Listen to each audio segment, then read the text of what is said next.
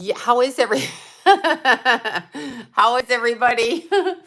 um, oh my God. First, well, I'm gonna wait till some people get on. Hi, you all. Y'all. I was talking to Bobby earlier, so I became a Texan. You know, it happens. That shit happens, right? How is everybody? Are we all good? Y'all? Okay. I'm sure we are. I've got stuff to show you. When I see the names pop up. How is everybody? I'm going to keep blathering like a fool until everybody gets on here. It's what I do on my live streams. I know it's offensive to many. Hi from Phoenix. I come in here, I get stuffed up because, you know, my little beauty over there. That's right. Lula Bell. Let's see where she's just sitting. There she is. See her? She knows she's been caught. She's been caught on the table. She's been caught. I know. Did you all hear that we do not need, I mean, not that we did, but we do not need masks to get on an airplane. So, like, yeah, this is what you're going to see on an airplane. This face, right? Oh my God. I got a thing. I've got to thank everybody for the stuff they sent me. So, I've got to do this right away. Hi, you guys. Oh my God. Yes, first I want to talk about the stuff that you guys sent me. So this one was in my car for 3 days and I finally opened it. And now I've got to find her name that sent me this. Okay. So her name is Leslie Erickson. Yes, she sent me. I know you're like, she sent you a box. Like, what's that about? No. She sent me beautiful crystals. Beautiful crystals. And it is she sent me sea salt. And she sent me an angel and a little stand to put my angel on right there with the sea salt. I think, yeah, it's got to go this way. And what's in that? I don't know. It's green. So it must be something beautiful and green. She sent me that. And she sent me the beautiful crystals. I have to hold it because I have not put it together. I opened it. The topless tat. It's topless, y'all. This bitch is topless. Hi, Matthew. Topless bitch. Here you go. Keepy cute. Keepy cute. Anyway, beautiful crystals. This looks like, I have to look at it. It actually looks like turquoise. And I'm not sure which one. I'll have to figure it out. I literally opened it so I could say thank you to Leslie. She's got sea salt in here. And then she has Idaho Opal. Oh my God, I'm so excited. An Idaho Opal. I mean, I'm super excited. I have not put it together yet because I literally wanted to thank you, Leslie, for this so that I could, I hope I don't drop this on the floor because I've been known to be silly. Oh my God, no, it's not salt. Look at this. Oh my God, what are these? Leslie, you got it. Look at. Oh my God, so beautiful. It's a little angel shrine. Oh my God, so beautiful. Oh no, Malden sea salt flakes. Okay, interesting. Beautiful. Let's see. Take a generous pinch and crush between your finger. Maldensalt.co.uk. This came from Leslie. Thank you, Leslie. Oh my God, I am so lucky. I get treats like it's my birthday. But it's not my birthday. So I know it looks like peridot. Yes, Malden salt. I don't know what that is, but I'm pretty sure this is a beautiful, here, Lula. Lula's stocking the boxes. She's being a stalker. Just absolutely gorgeous. Look, the crystals. And then my little angel guy, my wings, my prayer. You see? Can you see? I put it upside down. I think the salt is inside the angel now that I'm looking at it. With the little stand. I mean, so beautiful. Oh my God. Thank you so much, Leslie. No, it's great. I'm going to put it together. I literally ran in the house. I'm like, oh my God. Now, the other thing, I'll show you this. This is fucking off the hook. You see? It says, know your mark, get set, go fuck yourself. And it's a tank top, y'all, so I can wear it with my other tank tops over. When I'm going through the desert, bitches, I can do it. That's right. And that is from, thank you so much. I know it's great. It feels nice and soft too. And that is from Shelly. I hope I say your name correctly. And it's, I can't even say the last name, Binkley. I hope I'm saying that. If I butchered it, I'm the asshole, but it's beautiful. And this is from Sedona. I mean, this is her, on your mark, get so, go fuck yourself. I just snorted. Anyway, thank you so much for that, Shelly. Thank you, right? Thank you. Then, oh my God, who brought me this? This was like so exciting. Let me just show you. Okay, seriously? Coconut and vanilla deodorant. And these look like pistachio opals. Literally. And there's a Mercury retrograde card in here. And this is from, I hope I say this right, Gracie. And I can't say your last name because I will butcher it. But this is from Gracie. Okay, crystals. This is Flagstaff, Arizona. And what'd she put about Mercury? Oh, she gave me a little Mercury retrograde card for 2022. Oh my God. Okay, like I got to carry this so that I know when I'm off point and I'm pissing people off more than usual. So that is from Gracie, who sent me a lovely card. Beautiful card. And this is you, Gracie. I love it. There's her cute signature. And I really cannot pronounce her last name, so I'm sorry. But her writing is, oh, wait. Tracy. It's from Tracy, too. Plant City, Florida. Tracy. Okay, no, it's from Tracy. I thought it said Gracie. Oh, my God, it's Tracy. Gracie, I butchered your first name because you're Tracy. There, I just looked. Okay, it's Tracy, and I really can't pronounce your last name. So thank you so much, Tracy. Shaw, I can't say your last name. You'll have to come on here and tell me how to pronounce your last name because I really don't want you to hate me. But just so you know, this is always my favorite stuff. Native. I live for Native. Look, she's cleaning herself. She's cleaning herself.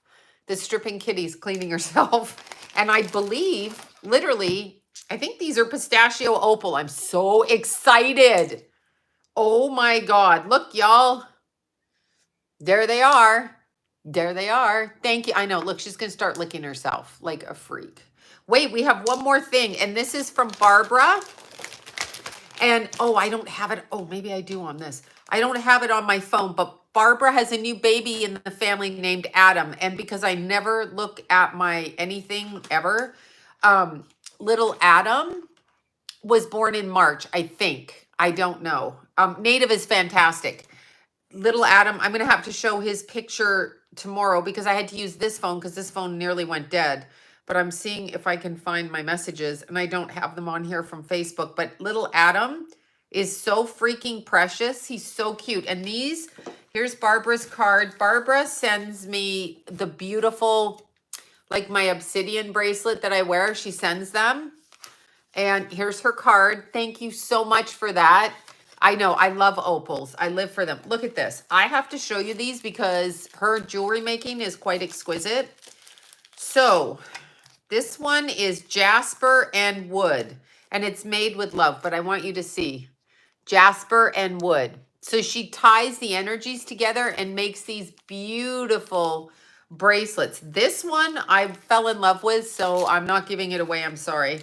This one is hematite lapis. It's hematite and lapis, but look at how gorgeous. You have to really see it. It's so beautiful. And this is from Barbara. I butcher everybody's name. I'm so sorry. I'm really, really sorry. But look at this. Isn't this beautiful? Look, it's hematite and it's lapis. She does the most beautiful combinations. Completely like, look at how beautiful. I know she doesn't have a shop. She does this on her own. I need to get together with her to figure out pricing, which now I got her address, so I will do that because I think her jewelry, I think I should actually have her sell her jewelry. Okay, so here, this is so interesting. Okay, look. Oh, come on. This little one, look at the delicate pink and silver. Can you see? And this is, okay. Rhodosh, I can't say it. RHODOCHOSITE. I can't say it, and silver. I know what it is. I have one on the table, but I can't say it. It's absolutely beautiful. So I'm putting that there. And then this one is of abalone, obsidian, and eucalyptus and copper. Oh my God, look at that. Look at that. You see the obsidian, you see the copper, you see? Beautiful, beautiful. Okay, so there's that. And then this one, oh my God, jade and silver. Look, jade and silver, y'all. Isn't this beautiful? She does such beautiful work. Literally, my friends love her because they get the bracelets we share and they love them. Look at how pretty. So she does beautiful work. And that's Barbara Jean. Yeah, I was literally, oh my God. See the bracelet, so beautiful. She does them. And I have her bracelet on already. I really don't take this off except when I'm showering. And this is obsidian. And I am fucking obsessed with obsidian. Yes, there you go. DJ, there you go. I can't say it. I can't say it. I butcher it. I can't say it. So thank you all so much. Cam loops. I know they're beautiful. So Barbara Jean, and I can never say Leo. There. That's her last name. I can't say that either. I try. They try to school me on their names like so much. So I'm so appreciative. Thank you all so much. Oh my God. And then, oh my God, now I'm going to sneeze. Excuse me, the cat. C19. She doesn't have a website. She really doesn't. She doesn't put one. You see that? Oh my God. I hope I don't. She gets cleaning and I get sneezing. And I even open the window. Oh my God. Thank you for saying bless you. Then I got to tell you this. Look at, literally. This is why she can't sleep in my bed. I can't have kitty hair in the bed because I'll die all night. But I can have her in the house because I love her so much. So she can stay. Now I'm totally stuffed up, you see? I know. I'm not being mean. She's going to keep cleaning. Mew. Yeah, you. Stop with the licking and the fur. Yeah, stop. Look at her little eyes flashing. She's like analyzing me. She's licking. Okay, so here, I wanted to tell you about this. I go, yeah, no, she's not, but I won't take any, thank you so much. I won't take any, I don't think she has an Instagram. She is on Facebook. I won't take any medicine. I'm just trying to get over my allergies. There. Yeah. Now I'm totally stuffed. Okay, so there you go. Okay, so look, you guys, no allergy shots. I don't take anything. I'm just going to deal with it. I love her and she's my girl. So I kiss her too. I go like this and she kisses. She mews. If I don't go by her and I don't kiss her, she's pissed off. Pissed. Eat wasabi, raw garlic. Yes, I should do that. Our animals do visit us. Animals are the easiest to read. No side effects. Yeah. Poor little thing. Yeah. She'll there. You'll adapt. That's what I'm trying to do. I'm trying to adapt because I'm never, look, she's still cleaning. This is what sends me crazy. So I hide in my bedroom at night and then I open the windows open out here. And sometimes I put, what do you call that stuff? Vicks under my nose. Okay. Yeah. I think she plays with her ginger and hot lemon. Yeah. From local. I totally get it. Okay, sorry. Stuffy nose again. I get stuffy every night. I didn't even eat yogurt. All right, I wanted to tell you. So I wandered into the Burbank Ulta because I had to go see the sexy vixen. That's Yvonne in Burbank Ulta. She does eyebrows. This is Yvonne's card. I grabbed their cards. Anyway, Yvonne's super good. And I met Yvonne through, I'm going to call her, she's got a little bit of a dominatrix like thing going on. Marbette's going to kill me. Anyway, I met Yvonne through Marbette, but this is Marbette. And so Marbette, I let her tweeze because I don't like wax because it pulls the shit out of your eyes. Like I'm already old. I don't need you fucking with my eyelids. Anyway, Marbette did my eyebrows tonight. So if you go to Ulta, you've got Marbette and you've got Yvonne. Sexy vixen, dominatrix. You know what I'm saying? The girls are super cute, and I love them both. I love them. Look, I'm snorkeling online. I love them both. Yeah, well, the threaded brows, but it's still pulling your skin. I just like, really? Yeah, Benefit does. Ulta, but it's Benefit. So Yvonne taught me a lot and got me a lot of stuff. And Marbette was who I started my eyebrows with years ago. So Marbette does it and Yvonne, both of them. So that's what I just went by today because I have the ombre brows, but I was getting hairy all the way under here. Hairy like a beast, like a hairy beast. You should see my legs. Yeah, fucking hairy as shit. Because you know what? I don't care. I got nobody. I got no one in my bed but this one. This one sneaks in the bed. They might do threading. They do. They might. I don't. Yeah, I got hairy fucking legs. So I went to, I went to the when I did my pedicure, and so I was wearing a skirt. This is probably before Christmas, and I literally looked down, and I'm like, "Who's fucking?" I go, "Are my legs that hairy?" Because I caught it in the light, and they're just looking at me. They're like, "What the fuck is wrong with you?" And I'm like, "Yeah." They're like, "Do you want to wax?" I'm like, "Oh hell no!" And keep away from the bikini wax. You're not going to torture my, no. Old time stripper hair. I'll just shave. I will shave.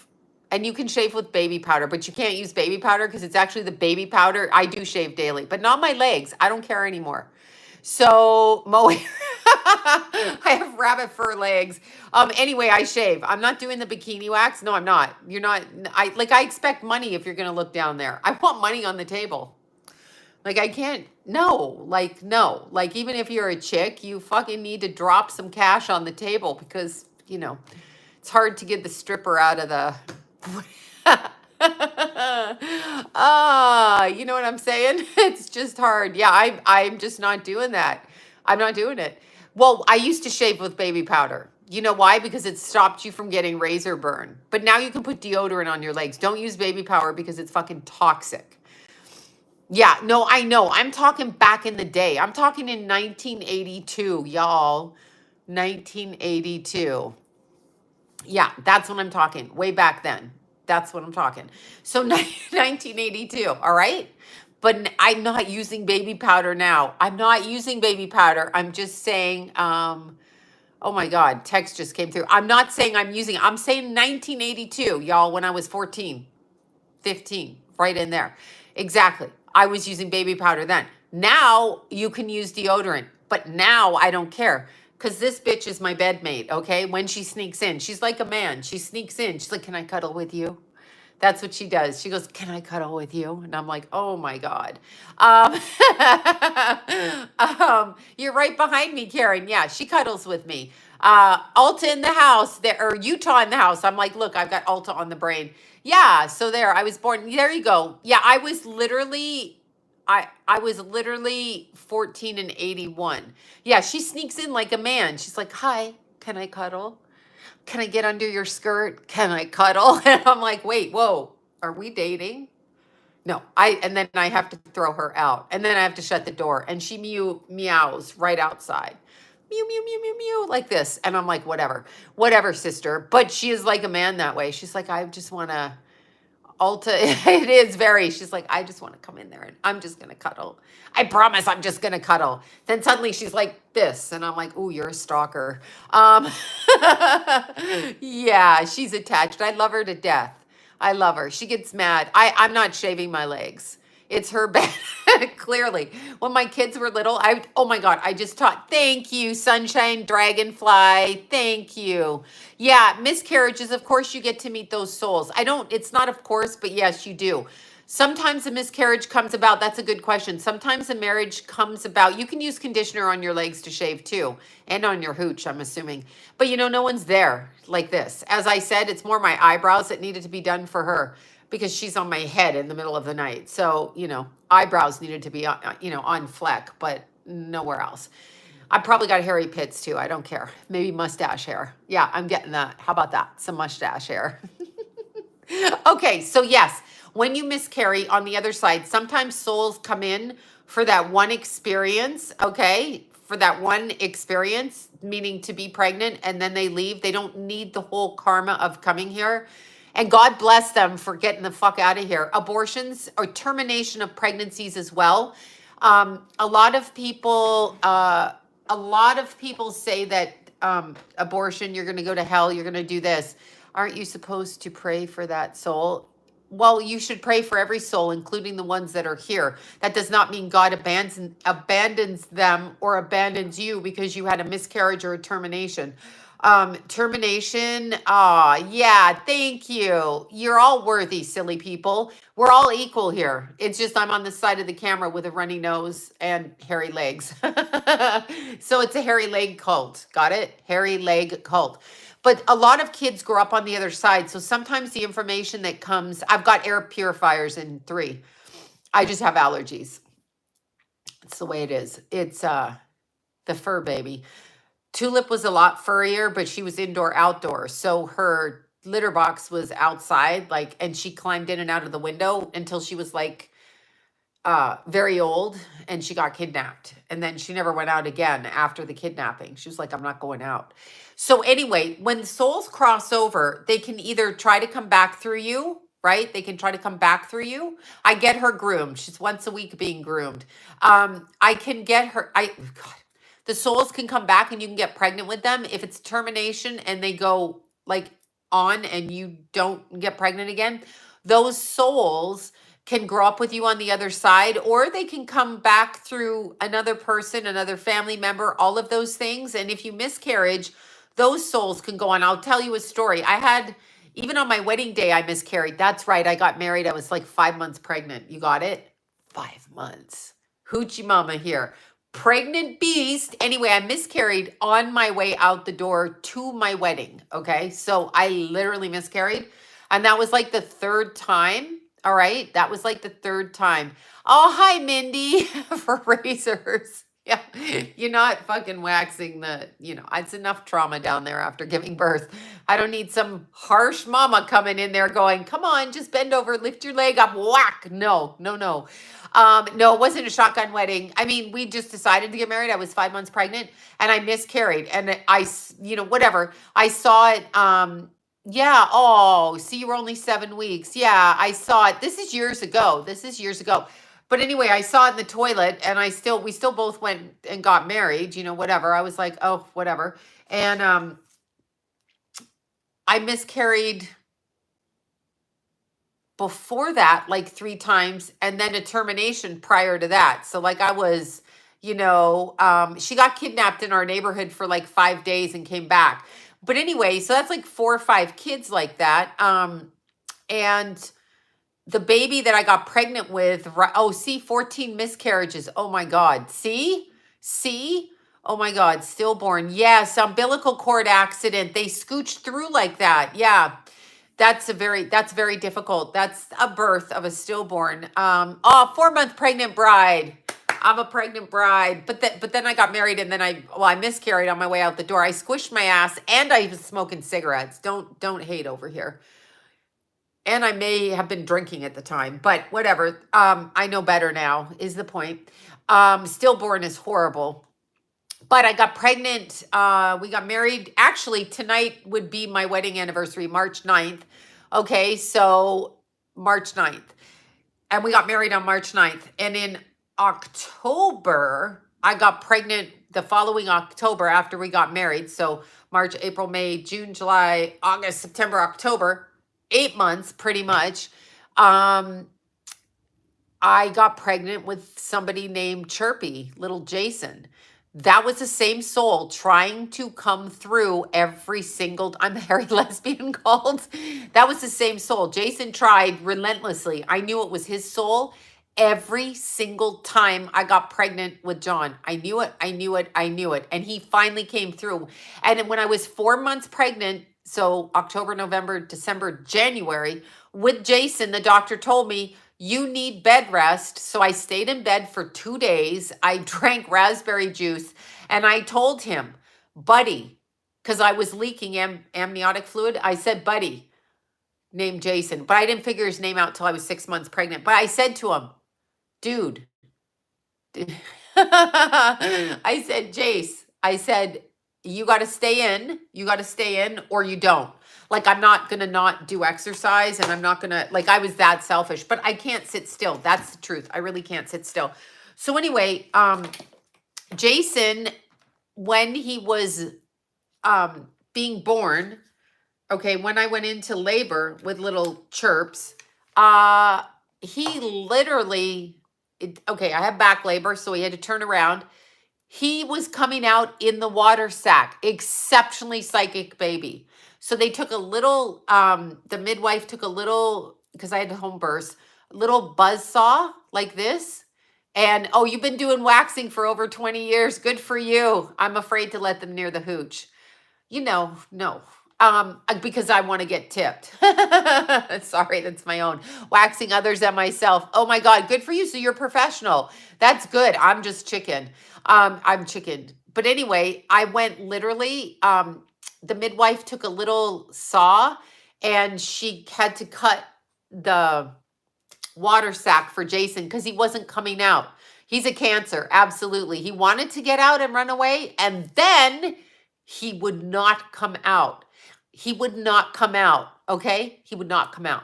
So I don't use Nair. Oh my God. Yeah. Oh, sunshine dragonfly. Next time. So anyway, yeah, I had back labor. So 18 hours and John holding me like this, bent over because he's tall. I walked around in his undershirt and cussed him out and tried to fucking slap him. Then my birth mother was there and she was holding a mirror and she's like, look, you can see his head. And I'm like, fuck, get him out. Like, how does he get out? Right. And then the midwife said, take your finger. And she put it up my hooch and I could feel his head. And she said, that's him. He just has to come out. My finger was like this much. And I'm like, I don't know how to fucking get him out. Like, I can't get him out. So then they're like, push. And I'm like, you push. Anyway, and then I pushed and I told you I flew right back out of my body and I saw Jason at 19 handing Lila over to John, and that was his granddaughter. So I started speaking about how Lila looked and her little dark hair and her little ringlets and her little diaper. And so that's what I saw. But then out came Jason, and he had a cone head too. Don't ever tell him that. His head's perfectly symmetrical now. But anyway, and then we did the La Boyer bath with him, and I did labor in the jacuzzi. And really, I begged John to go down the street. There was a kid on our street named Rudy, and I said, go get that fucking kid. I know he's holding drugs. Go get that kid. Go, because I wasn't in a hospital. So I'm like, get that kid. Yeah, that was that. So anyway, that's what happened at that time. Where'd you guys all go? The chat just literally disappeared. Where the hell did the chat go, y'all? It's a chat here. Where's it gone? That's so weird. The chat's missing, y'all. Where y'all go? Did they just turn my chat off like a bunch of bitches? YouTube, are you turning my chat off because I'm talking about labor? Like, what can I talk about? Where is everybody? Oh, this is so weird. Is this still going? I can't see anybody. What's happening? I feel lonely. I'll keep talking. All right, let me look on YouTube and see what's going on. Anyway, to answer your question in my long-winded, insane way, definitely babies come back. Look at this. I can see myself and the chats are not coming through. They're not coming through. Why are they not coming through? Okay, welcome to live chat. Remember to guard your privacy. Okay, whatever. Where's the chats, y'all? See, YouTube's, fuck YouTube and this. Okay, I'm going to keep talking. I'm going to talk to myself, you mother. Where the hell is the chat? That's so weird. I can't see it. My daughter, Virgo, Scorpio, rising back labor. Oh my God. Well, I feel for your daughter. I've got to go here into the settings. Do y'all know where the setting? Look at this live chat. Where is my fucking live chat? Look at these mother bleeping bloody. There you are. Okay, it was on. I just told them, you see these fuckers on the astral, bitches? Okay, these bitches on the astral. Okay, so anyway, to answer your question, sometimes the soul needs to come through for a second to connect and end karma with the mother. And so, there you go. Thank you. So sometimes they want to come through and they want to connect. So they come through for the pregnancy. The stillbirth is interesting because I know it's an insane. I can't even get to it on here because I don't even understand what it's doing. But anyway, stillbirth is a different. Sometimes the child decides to go right back. I've seen people, here's Johnny. I've seen, no, it really is my wedding anniversary tonight, and poor John had the cancer surgery, so he's at his house on the couch, and I did jump a timeline. How did you know that? This afternoon, but it's fucking amazing. Somebody texted me with one of my manifestations from a month ago and asked me if this would work for what I was looking for, and it will. So I might be going to pick it up, or they could drive it down here. Either way. So without talking about it, but it's so great. Yeah, literally my cousin phoned me and texted me and said, "Are you still looking for a van?" Am I still looking for a van? Hello? Yeah. Anyway, and so yeah, well, I don't think anybody should get cancer, but anyway, so I just did that. Yes, I read kids all the time. I read kids. I've been reading my kids and their little friends always. I did time. Yes, the chat jumped. Road trip. I know, but cousin Jay's supposed to be coming down here anyway, so that's a surprise for John. It's his side of the family. We used to stay with cousins there, but he found a van in Canada, so fuck. Yeah, especially when the Canadian dollar's down. You know what I'm saying? Yeah. It's 78 cents on the dollar. So that's like 23 cents on every dollar. Yeah, Jason just, he came through. His little pointed head and all, and he was so cute. And I have a picture of him where his little mouth is chirping away. Like the first card ride, he's still like chirping away. And that's why I called him Chirp. He was like a bird nonstop, chirping away, telling me all kinds of stories from the other side, but I couldn't understand him. So let me see. Oh, July. Oh, there you go. July 18th. Yeah, I'm jumping everywhere because I don't care. Pointy Heads Club. It's like the Pointy Heads on Saturday Night Live. Yeah, I'm just jumping. I'm just literally jumping timelines. I'm meditating. Yes, I had postpartum depression with Jason. And I had it with Keith. I had it with both. I literally had, but my hormones dip. They dip down and they dip up and they dip down. And it's a problem because July 17th. Yeah, the reason my mom was psychic until she had to take. Oh, yeah, the medicine blocks the psychic. That's why you want to keep yourself healthy. But yeah, I had a huge problem like with postpartum depression. So the second I gave birth, I went out walking. The second. Okay. The second. My best friend back home is July 22nd. Coneheads. There you go. The Coneheads. I went out walking. And with Keith, I always say this. I carried Keith like a purse. I just carried Keith everywhere. Keith here, Keith on my back, Keith everywhere. Keith in the bed. Jason was Mr. No Nap, never slept. So I would nap in the afternoon, and Jason, I'd wake up. Here's his little face and his eyes staring at me. I was like, ooh, no sleeping for that kid. Keithy was little. Yes, Keithy. Well, Jason was born with all the white stuff on him. Psychic baby, psychic, and in the water, he's incredibly psychic. He might not like it. And I loved being pregnant. My hormones were normal and I didn't care if I was fat at all. And I was fat. My feet hurt. They blew out. And with Keithy, I could sleep with Keith every night. I know Carmen, I'm coming into Canada. Your part is my cousin in Canada. So I'm like, he's in Trail. I'm like, I'm coming to Trail, I guess. Or he can come here. Either way, you can hitch a ride with him down here. And then we can go to Bobby's and harass Bobby. That's right, Bobby. Bobby's like, come visit. I'm like, yeah, I'll come visit you, Bobby. New. Yeah, the call. Thank you. Born in the call. Oh, Jen, see? Born in the call. That's extremely psychic. Extremely psychic. Jason was like that.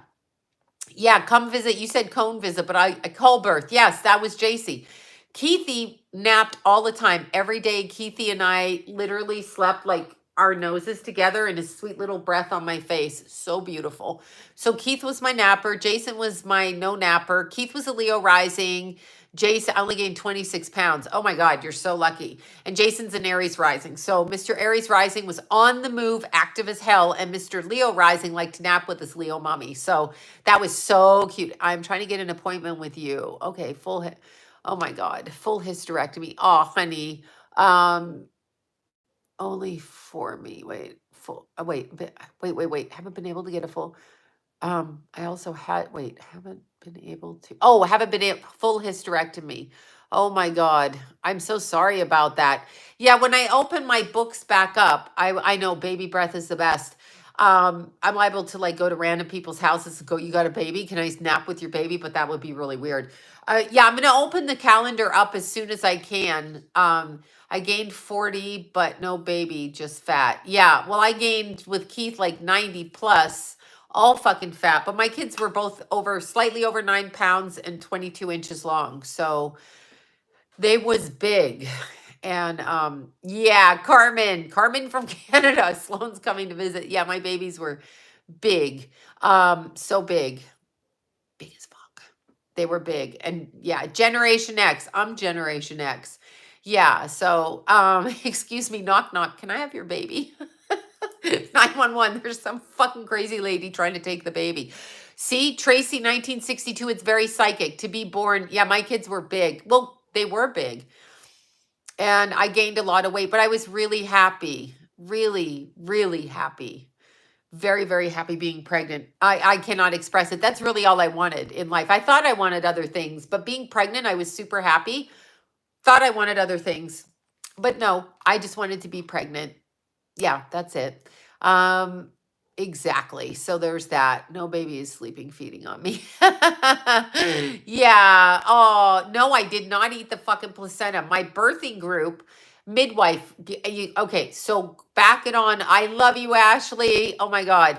I went to Dr. Fleiss. Y'all know who he is? Hollywood Medium's dad, you know? And all of the birthing group, they ate the placenta. I skipped that luncheon. Well, I was at the luncheon, but I didn't fucking eat the placenta. And with Jason's placenta, what I noticed was where his face had been like this, you could see the mark of his little face. You can see the mark of his little face. And it was so like, it's like a silk. That's why the babies like suckle and they have their like the little soft silk blankets because it feels like the placenta inside.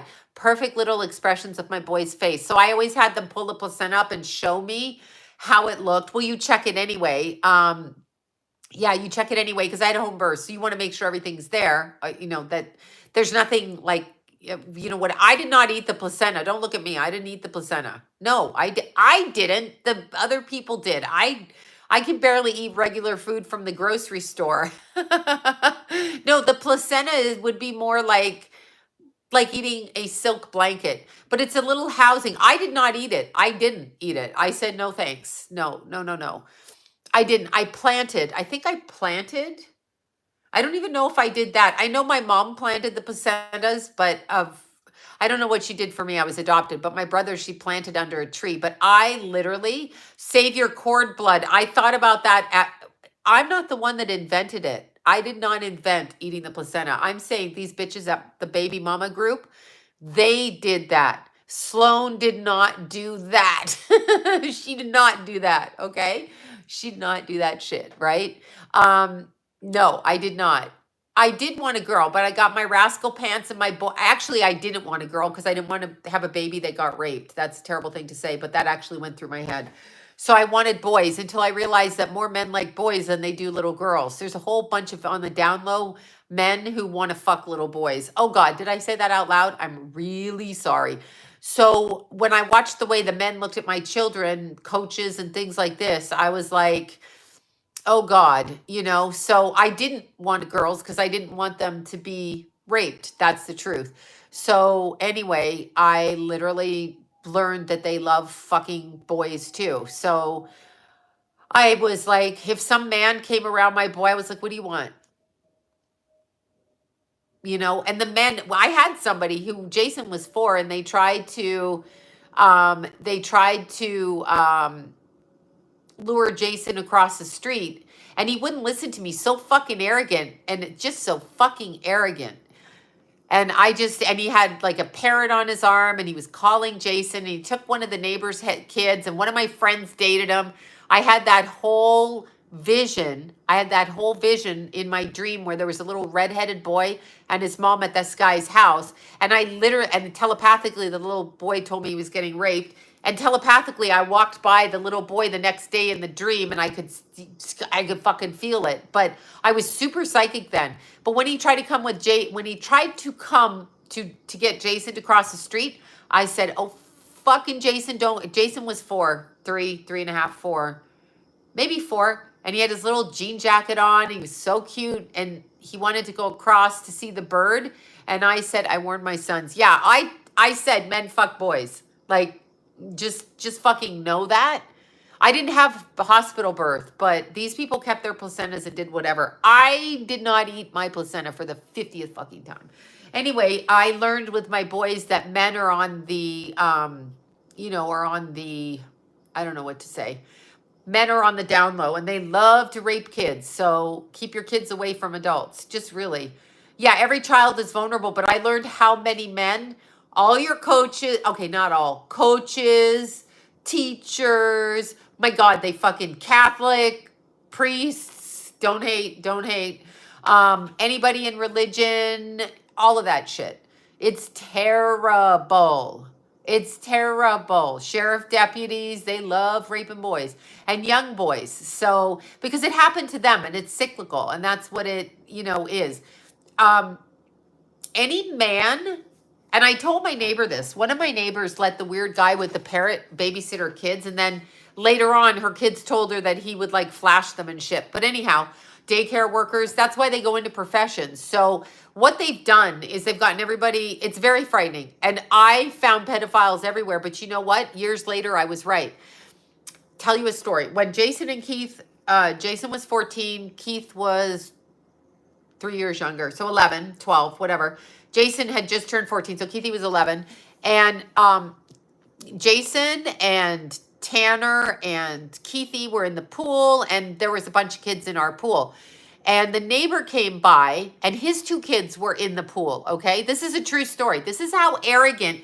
Keep in mind, if you're a pedophile and you drink and you do cocaine and you're a dude, you're going to go over your boundaries. You're going to be sloppy as fuck, okay? This guy had 5 kids. Kept blaming his wife for being a drug addict. It's like, dude, you're the drug addict. And I knew it right away. No, I knew it right away. And Boy Scouts, I never let my kids in there. And so anyway, the dad came up to the pool and he always tried to get Keithy to teach Keithy how to swim. So John and I had, thank you so much for that. John and I had an agreement that only he and I would be there when our kids were swimming. Except for one time when Maria took the kids, she took all 4 and it was okay. But literally, I said to John, if one of our kids drowns and we're not there, then we're responsible, okay? Then we're responsible. We should be watching them. We can't put that on someone else, actually. So this guy came to the door. I was upstairs sleeping. Thank you. Thank you so much for that. Thank you. Teresa, Lena, and Princess.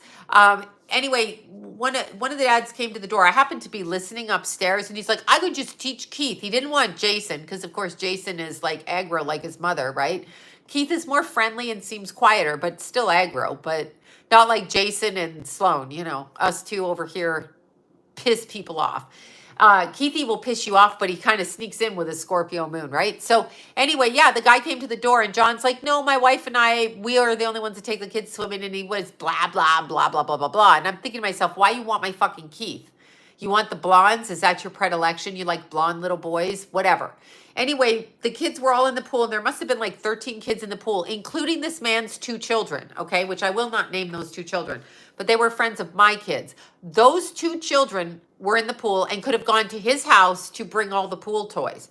On my way up to the pool, I said to Tanner, probably forgets this, Jason's little bestie, I said, fucking Tanner, don't leave the pool, because me and Lori were watching. I said, don't leave the pool. Thank you, guys. Thank you, Ashley and Sandy. Thank you so much. I said to Tanner, don't. Tanner, swimming in the pool. We're waiting for John to bring the pizza. We're doing all of that. Fucking Tanner. The dad comes up. Tanner is blonde like Keith, right? Yeah, John was a good dad. He played games with them. Yeah, he was good then. No, he went with Kenny, Lori's husband, at the time. And this is Lori from Santa Clarita, not Libra Lori, and not Lori with the shelter. This is a third Lori. I have many friends named Lori. This was Lori with Brittany and Corey was born 2 days before Keith. So they were little friends. And Brittany was Jason and Corey and Keith. Anyway, so the dads were getting the pizza for all like 13 of these kids. And I kid you not, the dad of the two boys in the pool came up and picked Tanner to come help him bring shit from his house to the pool.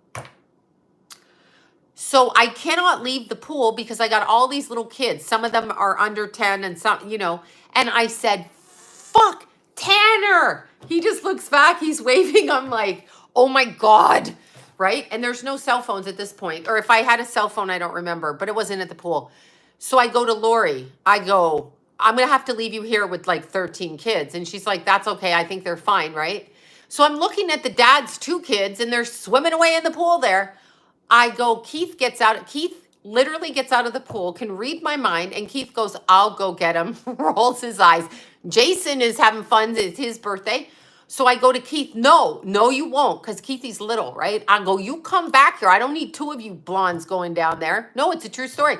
So Lori stayed with the kids. Yes, calculating and opportunistic. Lori's fucking with the kids. She's got 13 of them, which isn't exactly helpful if 2 of them are drowning in the pool. So I literally ran down the street. I walked in the house. I said, Tanner, Tanner, I love Tanner. Yeah, but anyway, I said, what did I say to you? And I looked at Keith. I said, did I fucking tell you not to come down here? You're chasing him. Now 2 of you are down here. And I looked at the dad. I said, go up to the pool, get your own kids to bring their own shit back to the pool. And, after that, and then I told you, he took the little girl into the change room and he paid somebody else up the street to kiss them, one of the other little girls. I know a Tanner too, see? Yeah, I said that. I mean, I love Tanner. He's much smarter now. He's an adult. But as a little kid, I was like, bitch slap. But he was, whatever. They're little kids. They're not even fucking thinking. I told you, the little girl neighbor, she was 5. And there was a whole pool full of people, her parents, everybody, community pool. The same dad, there was 3 change rooms where people could go in there and change into their bathing suits. 3 change rooms. And I noticed, because I went looking for her, suddenly, where is she? Like, she's 5. Her little brother's there. Where the fuck is she? So I'm nosy. My kids are right there. Her parents are there, but where is she? It just hit my head. Where is she? I see this guy's feet under the door and I see this little girl. I knock on the door. I go, excuse me. I think her name was Jamie. I go, excuse me. What are you doing in there? And the dad says, oh, I'm helping her change. I said, are you her fucking father? Are you her fucking father? Are you her fucking mother? I said, open the door right now. I'm sure she thought I was mad at her. I wasn't. I was so mad at him. I said to her, never, other than your parents, let a man or a woman in this change room with you. I grabbed her hand, took her right back to her mother, who was enjoying. Her mother had like 3 kids. I said to the mother, enjoying her tanning days, I said, I don't mean to be rude, but he had your daughter in the change room with the door shut, changing her bathing suit. And then that woman, they actually moved their family out of our neighborhood. Like, I get enraged. Don't ever think a nice guy helping a single mother. No, I'm sure he got to her. I'm literally sure he got to her. God knows, because he was on cocaine, he was in bars, and he did all kinds of shit. If you're an addict, what is your trauma? So what are you hiding, and what are you he was out of control. By the way, he had 2 daughters, 3 daughters. Was it 3 daughters and 2 sons? I know the 2 youngest sons, without name dropping in case they ever find me on here. But the daughters were meth heads, okay? So God knows what he did. And one of the sons, I think, because that kid was always in the house with the dad. The dad's a cocaine addict. You can't have these people around your kids. I don't care what you say. You cannot have these fucking people around your kids. So just understand that. Thank you, Lola. Thank you so much. I watch all kids too. Tanner, we're rooting for you. Thank you, Carmen. Oh my God, I know, poor Tanner. He's like, thank you, Makeup Sherry. Yeah, Tanner's gonna be like, Sloan, did you fucking say my name? It's not the Tanner you think. But anyway, Tanner's a grown up adult now, and he's fine. But he not a thought in their head, even though I told them before, your kids do not listen to you like that. I mean, Keith knew what I was thinking, but he still went to follow Tanner. So like, if this guy had been a psycho and done something, he'd have hurt both of them, right? Because this one went to save that one. So it's like this one drowns and jumps in the pool to save the other one, and neither one of them can swim. But anyway, this father, I knew it the day we met him. I knew he was lying. Well, they've been molested in their house and by an uncle, by a cousin.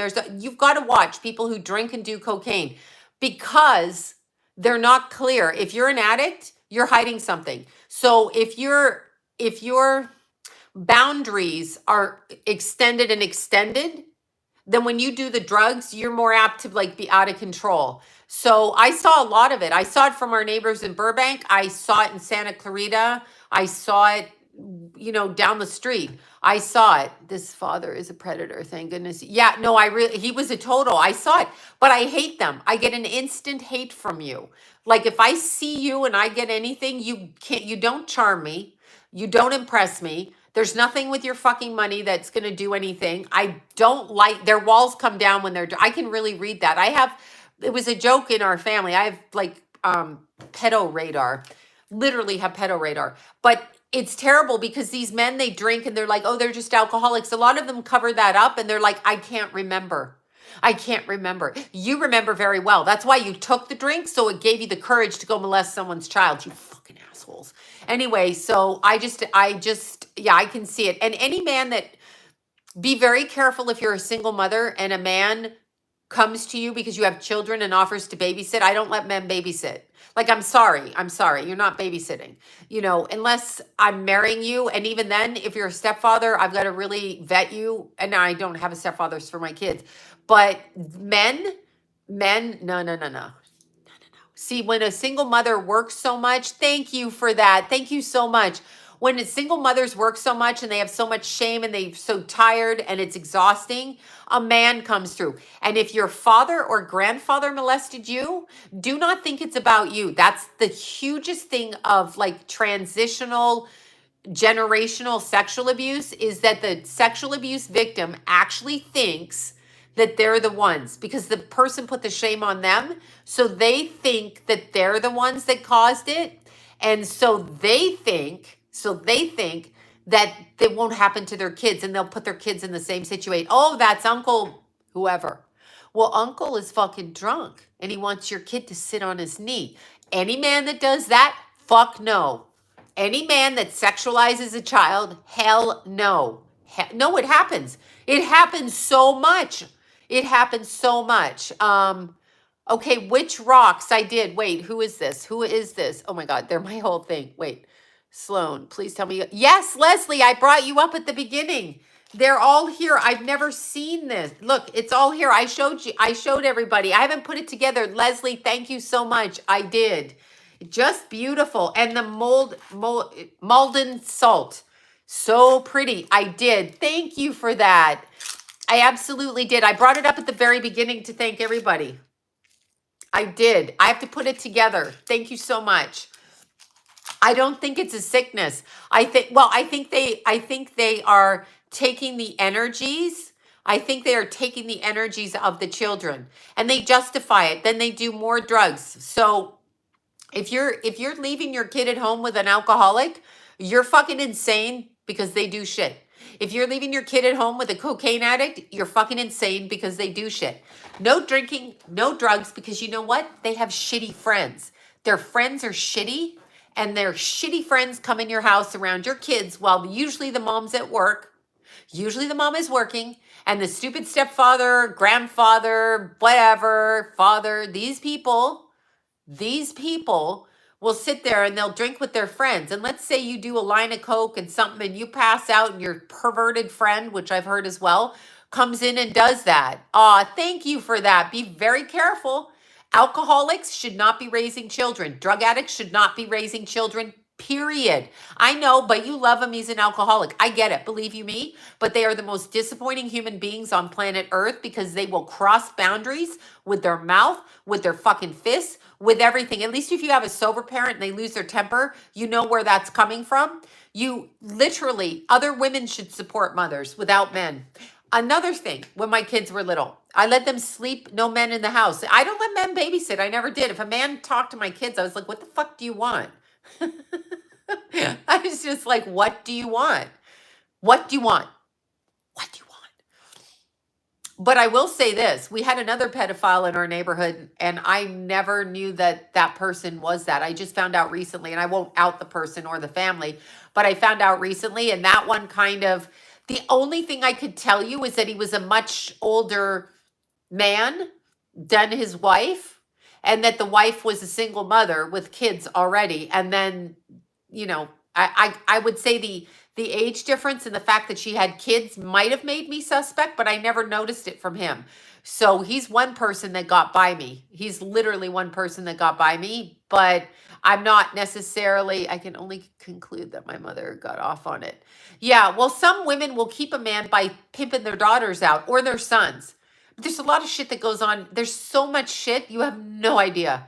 You have no idea. I take care. Yeah, I see you take care. How we help single mothers, 60% molest. Exactly. How we help single mothers, I believe, because I believe that women are the portal. So how we help single mothers is other mothers form a bond around these mothers, and you females watch. Do not let the druggies in. Do not let this. But see, if you're a drug addict with a kid, then you're going to let whoever watch your kid, right? So, yes, he might have avoided me. I didn't see, you're right about that. I saw him at family functions and shit, but he got by me, and I knew the family pretty well. Although I can tell you from the reactions of the child that I just found out about, who's an adult at this point, the reactions of that child younger, I would say, were very much on point with children that get molested. Okay, so you can look up convicted pedophiles, but they're not always convicted because women keep it secret. You've got people that are two generations, so married twice, and they don't mention it. You've got families. I mean, I've been in family settings where somebody said so-and-so molested me as a kid, and the rest of the family went on with the conversation and ignored it. It's like, what? Whoa, back it up, stop. What did you mean by that? Yeah, no, the databases aren't updated. I mean, in California, if you look in your street, you're going to find like 800 of them around the corner from you. But, ice cream trucks or pedo trucks, sorry for anybody trying to make a legit, just men. If you're a man and you're talking to my kid, I don't trust you. I don't trust you. I don't trust you. And it is men. It's like 90% men. And the women who love them and don't report them. Yeah, so and it's more men statistically, and I'm sorry, but there are women that are trafficking. So now I would tell kids, if a woman pulls up to you in a car, do not get near them, because the women will.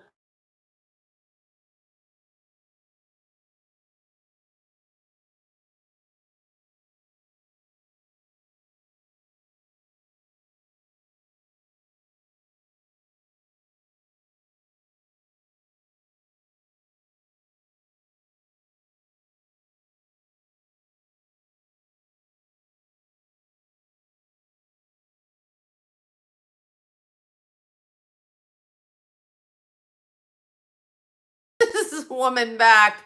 Oh my God, I'm sorry, you guys. I was trying to do that. Yeah, the phone was ringing. Hold on one second. Ugh.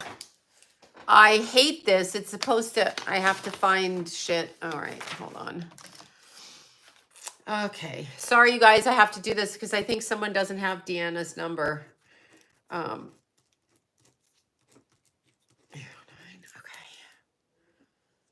Let me dial it. I'm doing it while I'm on the air. I'm really sorry. But I don't know. It's supposed to be on the thing that you receive. There's supposed to be a number, so it isn't always on there. So I have to actually call this person back. I don't know who it is. Hi, who's this, please? Sorry. Are you with Deanna tonight? Okay, I'm going to text you her number. So I'm going to hang up and text you her number, okay? Thanks. Bye, sweetie. Okay. It was one of Deanna's people calling. I'm sorry.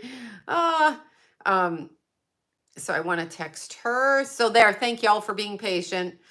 I don't know. I've got to check all my stuff. I've got to check my stuff. Paste. All right. Thanks. This is why I have two phones, but I literally have that phone to do it. And now this is my other number over here because this phone was out of whatever. Anyway, not the point. So I know I have my, hi, how are you? I just want to go, I'm on there. But she was nice. Anyway, when you're looking at the energy, understand on this planet there are a lot of men, and men are it's a whole cycle. I did not realize how many men have been sexually abused as kids. A lot of them. You want to find an addict who's shooting up in the arms and stuff, it's trauma based. You want to find it, there's a problem, and they're not acknowledging their problem, and so they're either drinking to stifle their problem, or they're drinking to give them the courage to keep doing that. So just be very, very careful. Be very careful. And mothers should stick up for I just missed that, for their fellow female single mothers. Okay, Sloan, something keeps pulling the energy from my son's alarm clock, so it goes off in the middle of the night. That's probably somebody wanting to communicate with them. So it's a time frame of somebody that died, or it's the time frame that they want to wake you up, or it's when he's most like that. Meaning most subjective. He can subliminally pick up on the energy of it. When we have parents, yeah, they're drinking to stay alive. Exactly. When you have parents who say, I'm going to kick you out if you get pregnant, what the fuck is that? Why would you do that? Why would you do that? What the hell's wrong with you people? No, keep your babies in the family. But to begin with, yes, single mothers are lonely, but I'm not saying don't go out and get laid. I'm not saying that. I'm saying be very careful, because pedos target mothers with children because they know you need a break. So that is what they do, okay? And men target women with children, period. And if they have money and they can pay your bills and buy you a nice ring, then the mom doesn't want to see it. That happens all the fucking time. It's just terrible. So I don't know what 601 means. That's probably what the time that somebody passed, but it's very, yeah, the single moms, see, women are taught to be jealous. If you're a single mom, other moms are afraid you might fuck their husbands. Like, stop. Nobody wants your stupid ass fucking husband. Like, really, okay? I decide who I want. Just because you're jealous of your husband like a weirdo does not mean I want, even if your husband is like one of those narcissistic stupid asses that like flirts with everyone to make you jealous, does not mean that I want him, okay? I choose who I want, not them, not you. By saying you're jealous, like, just because someone's good looking doesn't mean she wants your stupid ass man. Hello, thank you for that. Thank you. You know what I mean? But we're taught as women to be pitted against each other. That needs to stop. We are not to be pitted. I'm not in a competition with you for a man. I will never compete for a man with you. I don't fucking care. I don't care who he fucks. If he wants to fuck them, bye-bye. You do that. I don't need your attention. There's nothing I need from you. And women need to know that. Yeah, it's the patriarchy. Fight for the man. Because the man provides. No, they don't. The women provide more and just as much. We can give birth and make more money. How about that? We can do that. That's right. It used to be men before, right? And men, you had to like get beaten and be in a house. Like, just think back in the 1800s, whatever, because the man was allowed to work. Well, most men, I can make just as much income as you, whatever. I can step it if I want to. And I don't really need you for anything unless I like you. That's it. And if I don't like you, no, I don't care what you bring home. So yeah, women now, but what they did is they put women back into the working system so that women would so they could raise the prices of houses. It's economics. And then they would pay for babysitters so they could pull children. It's about breaking up families and kids. And if I want an Afro muffin, I will. I can't get that out of my head. I'm like, do I have one yet? Did it grow? Is it an Afro? Let's put little bows in it, right? Like I'm not even gonna. But anyway, you really have to understand, women don't need men for jack shit. You might need to get pregnant, but they're gonna get rid of that too. Men think women need them. It's nice to have a male person to love. I'm not saying that. But I'm saying if you're actually with somebody because they want money, be very careful of that too. That's a control mechanism. Yeah, I know. I love it when they're in their 70s and they're still addicts. Sorry, losers. You know why? And I shouldn't judge, but I have a hatred for them. Because the only people I get into fights with in public are drug addicts or alcoholics. If you're a closet addict, I'll find it by the stupid shit you say and challenge you stupidly. Thank you for that. I think that was from Eric. Thank you for that. Oh, Susie, thank you for that, Susie. I was like, Eric and Christy, thank you. If you look at it this way, if you're still an addict in your 70s, you have not grown as a human being. You have not dealt. Thank you, Shaylee. You have not dealt with your trauma. So you have not done any of that. And if you don't deal with your trauma, you will come back and create it. And you're still inflicting pain on others. So we all have trauma. Obviously, we all have trauma. We're in a human, whatever this is. We all have it. And you don't want to carry it. You want to actually release it. And somebody asked how John was after his surgery. He's doing good. He got rid of the headache, but again, they took all of this part out right here. Like there was this big skin cancer right here. And the other one was on his leg and it had a what do you call that thing? A skin graft. So that was problem. Happy birthday, Susie. So yeah, exactly. They should, yeah, they well, it's interesting how they give away Viagra, but no, he's not drinking right now. He just had surgery. So we all have trauma. We all have trauma. But those that are willing to look at their trauma can actually grow and transform it, transmute it, and move it forward. And by the way, just because you get into a relationship with, and I'll just speak in my first marriage, okay, my first marriage where I got hit and beaten, that's still a choice I made no matter how young I am to accept that.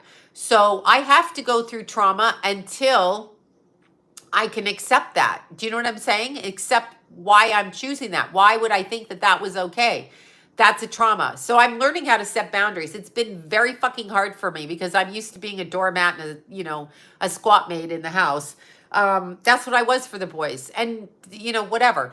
Just someone who did whatever, was there to do, not that they liked, but just this bitch will do it, right? So, but I see, it's so weird because as a mom, you want to do everything for your kids, but I might have saved Keith's life if I made him pay rent and took his money from him and put it in an account, but made him pay for everything so he might not have bought the motorbike. You know what I'm saying? Do you see what I'm saying? But instead, I wanted him to save his money and he just kept, doing stuff. So it was step and fetch it. Exactly. So I may have been able to do something with that. I did want him to be happy, but enabling somebody not to be responsible is a huge problem as well. Yeah, it's a huge problem, but it's a big, big problem. But yeah, you do have to be accountable for, well, you can't look back, but if you don't look back, then you're not going to clear the trauma. So, you have to clear your own trauma, which means you have to take accountability for yourself. Even if you get punched in the face from a guy like I did as a teenager, you really need to take accountability. Why would you think that that's okay? And why and who taught you that was love? And why don't you re-educate yourself? So I've learned how to do that. I take 50% responsibility for everything. That's just it. So under no circumstances am I not going to. That's just the way my brain works. And so you literally have to take responsibility. And once you elevate it, sounds if Keith was working at the time. Keith was working, and he was making money, but I should have made him pay more bills so he couldn't buy that fucking motorbike, but they didn't ask for any money down. Anyway, not the point, but you literally have to take responsibility. If you will stay in a relationship with somebody who's abusive to you, why do you do that? That's on you. You're getting something from it. So the trauma is what you feel you are getting from that, right? What are you getting from that? So you really need to do that. I feel you need to do it. Once you do that, you can forgive yourself and you can forgive them. You can do that. You forgive yourself and forgive them. I just did that. I did that yesterday. I did that. Yeah, Keithy was a cute little Sag with a Scorpio moon, by the way. But yeah, so cute. But I forgave everyone so I could move forward. So yeah, he was just a kid. I know. But nonetheless, like at 24, I was literally married and having a kid. So yes and no. I was an adult at 14. I was an adult at 5, but I was an adult at 14. You still have to say, because you carry the shame of what happened to you in your childhood, and you continue to carry that shame because it's put on you. So you have to actually release that trauma. And so let's say you're a kid and they call you whatever it is these abusive people talk about. Like, you're no good, you're never going to be anything, la, la, la, la, la, whatever, right? So let's say they say that stuff to you. When you're an adult, you actually have to self talk and put yourself out of that. So there you go. Scorpio. Okay, Scorpio moon and a Sag rising. How cute. That's like Keithy. Keithy was a Leo rising. Sag sun and a little quiet, sneaky Scorpio moon. Yeah, anyway. And Paige gave him a run for his money when he was little, let me tell you. Gotta love my Paige. She's feisty. I talked to her this morning. But anyway, she's such a cute girl. But you actually have to re-self-taught, because what you're doing is taking on their shame. So you will date from that perspective. You will allow yourself to get hit. You will do that. I'm learning in my 50s, 55, and I'm learning that. And to give you an example, when I was a teenager and I got my ass kicked by one of my boyfriends, my dad came to court with me to go into court as a support, supposedly. While we were waiting to go into court, my dad said to me, this is after his daughter has a black eye, it's filed a restraining order. My dad said to me, oh, I feel sorry for so-and-so, my boyfriend. Really? Because your daughter's sitting here with a black eye going into court with a restraining order, but he felt sorry for my boyfriend. So what message does that give me as the female? He literally was blaming me for that. Yes, blaming me. Yeah, no, that's true. That's what my dad said. So it was, gaslighting, the fuckery. And my dad was an educated businessman, okay? Like, he was a CEO. So he ran a company and he was educated, but he was also an alcoholic. And he literally said, he did that. However, he's not correct, but where the problem lies is after that, you assume you deserve it. So I married him.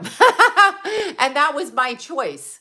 That was my choice. But what else was I going to get if I'm to feel sorry for him? No, my adopted dad, but that's the only dad I knew. But it took me business. That's why I don't go near a man in a suit. Like, if you're in a fucking suit, no, I'm not, because you got a problem. I was so young. I was not guided. No, that's what he did. That's an alcoholic. And they play all kinds of jokes like that. There's all kinds of shit that goes on underneath the surface. But if you come from money, or you come from, exactly. If you come from money and it's proper on the outside, there's little things that come in underneath. And it's taken me a long time to know whether you think I'm a fucking bitch or not, and don't like my voice, because they'll always say, men in suits can be hot. I won't go near one. If you're wearing a fucking suit, I'm not. I won't. I go for people who don't. They can have money. They can be smart, but just because you put a suit on, you make me think you're hiding something. I don't fucking like you. So sorry. I prefer a uniform. Yeah, I kind of like people that just work, average people that work with their hands, do whatever. I need a worldly man. Exactly. But what does worldly come in? I tend to like people that just the people, whatever they are. It was very triggering, but it took me, when you do that, when you grow up like that, I'm not blaming anybody. It's just the way they were. I'm sure they tried their best, from whatever they knew. But you don't get that out of your head. So you have to self-talk the other way. We need to educate. No plumber crack, none of that. Plumber crack in privacy, but not being, but not like stinky plumber crack. Crack is whack. But what you have to understand is you need to really understand, and we need to educate women and men in school, that this shit is unacceptable. Your little digs, it's just a joke. Fuck you and your jokes. Your jokes aren't funny. Sloan, I'm a retired landscaper. Perfect. Yeah, I don't really look at money. Some men have money and some don't. I don't ask you. I don't give a shit. I can make my own money. They make a mistake when you are younger and you're attractive. I don't mind hairy backs, whatever, men are men. If they wax, I can't handle that. It makes me think you're gay. Like, if you're waxing everything down there, you're I can't. No. It must just be me. But anyway, you kind of have to understand that if literally if a man is telling you these things, right, you have to educate yourself. We need to educate men and women, little men and women, starting in fifth and sixth grade, what toxic people look like. Even if it's your grandfather, even if it's your grandmother, even if it's your cousin. This is toxic conversation. Because if you set a child up with toxic fuckery, alcoholism, and drugs, you're putting them into the real world to marry that, where they say shit. Here's put downs. Oh my God, I heard this from a friend of mine. Oh my God, you would look so beautiful if you lost weight. Friend of mine, this happened to her. She's a big girl, tall, different kind of girl. Literally, what is she supposed to do with that? What the fuck is she supposed to do with that? You would look great if you shut your mouth and had a fucking gag ball in it and was being gang raped. I mean, you're supposed to answer back like that? See, it pisses me off so bad. pisses me off. So yeah, it's really, people got to watch what they say, okay? People got to watch what they say. Because no, and they always go, I'm joking. Can't you take a joke? No, I can't take a joke. Sorry. Not funny.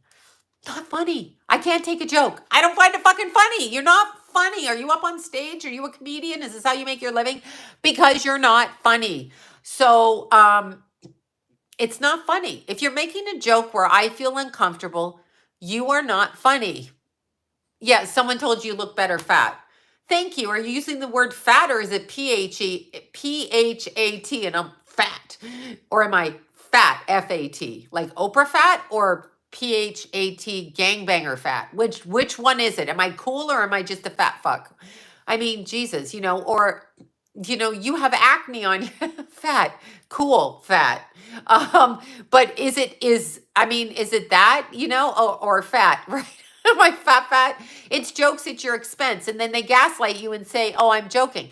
But the point is, asshole, you're not funny. So we actually have to teach our children how to respond back to that. Like, it's not funny. I had a girlfriend, this is no joke. I had a girlfriend that constantly took pictures of me from behind and my ass in the worst possible angle, where I was just humiliated because I look so big from behind. That's my thing, okay? Like, I'll tell you all that. I don't take my picture from my ass. No, they didn't call me fat. They called a friend of mine fat. I got called fat as a kid. My mom called me fat every day of my life. She just said, oh, it looks like you've lost weight. It looks better. Well, you know what? No, I was never more than 100 pounds. I was like maybe 97 pounds. And then, whatever. I was told in the strip clubs I was fat and shit. And you saw my picture. I wasn't fat. But they use words. They use words. There's words that are used to systematically cause people eating disorders. And it's usually by other fucking women. It's by other fucking women, right? But anyway, when we should be teaching our kids what toxic conversations, they can come from people at school. They can come from, yeah, fat, pretty hot and tempting. Exactly. Cool fat or fat Oprah fat. No offense, Oprah. But they can, words or curses. Exactly. I was constantly told as a child certain things, and it's not even worth repeating, but I was told certain things, which gave me the only complexes I have in my life, for God's sakes. So how do I know myself without drugs? Okay. Who is this? Sorry, it goes by so quick. Kelsey. All right, Kelsey. First of all, drugs do not numb you. Drugs magnify your problem, or you wouldn't have to keep doing drugs, okay? So it's very paquito relief, probably not good relief at all. And it's very, very, very just like not enough. So I'm going to say this to you. You're not going to want to hear this, but I'm going to say this. Exercise. When I was having panic attacks and the hair was falling out of my head, this is after Jimmy died. Literally my hair, I could not use shampoo. The hair was coming out in clumps. That's how little I was eating. I did not eat solid food for a good 3 years. For 12 years, I had an eating disorder where I couldn't eat certain things. Okay. Like seriously, I was nuts. What I did is every time I felt the panic come on, I put my running shoes and went up the hill. I couldn't shower either. I couldn't get in a shower. I took laxatives. All I thought about is if I eat this, I'll do this. I mean, it caused me a huge problem. Exercise cured me. I was called too skinny. See, it gets old. See, Beth? Yeah, that's how my boys were. And it gave them manorexia, where they were all about the gains, so the opposite of women. They wanted to get big. So our society's so fucked up. take my appearance out of your mouth and fucking turn the mirror around. That's what I finally said to somebody in my house. I put the hand up. I go, you look in the mirror. And if you think you're good looking, that's a good thing. But before you open your mouth, you go step in front of the mirror and then you make sure that you're fucking ready to say whatever you're going to say to me. Say it to your fucking self first. That's when I got my balls back. But I never had balls, but you get what I'm saying. Anyway, eating disorders, drug addiction, exercise will cure it. I promise you. So 20 minutes a day around the block, 2-3 times around the block. And I'm not joking you. There's no magical cure to cure addiction except dealing with your trauma. Once you feel the feelings of your trauma, and I can pretty much promise you, I can pretty much say this, as traumatic as your trauma is, there's other traumas that could be worse. For dancing is exercise as well. There's other traumas that could be worse than yours. So I want you to start looking at your trauma that you've experienced. I want you to speak it. When I was a child, I was molested. I was raped. I was this. Then I want you to say, when I was a child, people projected their issues onto me. These are not my issues. Every time your mind says you're a fucking asshole because of this and you do drugs, turn around, talk to your mind, even if you're high, and say, I'm not a fucking asshole. I'm a great person. I did this good thing for somebody, or I walked a dog, or I said hi to my cousins, or I cooked dinner for my neighbor, whatever it is you did, or I walked around the block, aerobics as well. Any kind of anything, exercise. That's it. And you have to do positive self-talk, because I guarantee you the abuser in your life is the one talking in your head. Every time I looked in the mirror and saw fat, that was them talking to me. Now, weirdly enough, they called me stupid my whole childhood. I never thought I was stupid. I didn't care. So where they got me, see, if somebody calls you, say, for example, you're uneducated, you're stupid, and you don't care if people see you as educated and stupid, right? Because you don't care, like education's not a priority for you, then it's not a trigger for you. My looks were always a trigger by the mother I was raised with. So anytime anybody said, well, you know, you'd be pretty if, and so the wording of my mother was, even if you were pretty. So she was always saying, even if you were pretty, you know, even if you were, like if you were, because you're fucking not, but if you were. That fucked my head up my entire fucking life. So when people said to me, you're stupid, you're not logical, you're this, I'm like, yeah, I don't fucking care because I'm ugly. See, so the trigger was the way that I looked. Okay, so that was a trigger. Now you have to figure out your trigger. So what is it that triggers you? So yeah, being called stupid is a trigger for some people. It's not for me because I know I'm not stupid. As a child, my appearance was a trigger. But if you're adopted, your appearance is probably going to... She's a fucking Taurus with a Scorpio moon. Who else would she be? But if you're adopted, you can't judge your appearance because you don't look like them. So it's a double whammy for kids that are in foster care and adoption because they don't look like the people around them. So you don't look like it, right? That's the difference. But people call me stupid all the time. I'm like, whatever. I'm educated in my own head, in my own way. I don't care. And if you tell me, you know, oh my God, you're so short, I'm like, okay, whatever. Those are not triggers. Those are not triggers. Now, if you call me a whore, I will scratch your fucking eyes out. That's another trigger. Another word all through childhood that I was called from like the age of 6 on. You're a whore, you're a whore, you're a whore. Of course, they're calling you a whore because usually their husbands or their relatives are fucking with you, right? So that's a trigger and it's a way of degrading. But if you call me something like a spinster, that doesn't bother me because I don't care. I don't care. So you see what I'm saying? So, and I'm not saying I'm not beautiful or not. I'm saying as a child, you don't know what you are. You're a child. So, you know, it's that. I'm an overeater. I was an overeater as a child, but I'm also an anorexic type mindset. Let's see. I used to tell nobody cared what I said. 28 years later, it triggers if someone speaks over me. Yes, you bought into the lie. Yeah, that's exactly right. When someone interrupts, but see, I will tell you something. When you live, and this truly, when a stranger screams at me, we're all afraid of being screamed at or the way that we're viewed. If you come through anything abusive in your childhood, in a relationship, whatever, and you realize that you've been screamed at, some stranger fucking with you at work, you're just like, ah, fuck off. So you understand it now, which is good. Don't buy the lie. That's a very good way to put it. No, a lot of kids have this happen. A lot of kids have it happen. My mother cut all my hair off, So she sent me to private boarding school with my hair all the way back here because she decided to cut it. And then, which we all have these fucking stories. We all have these stories.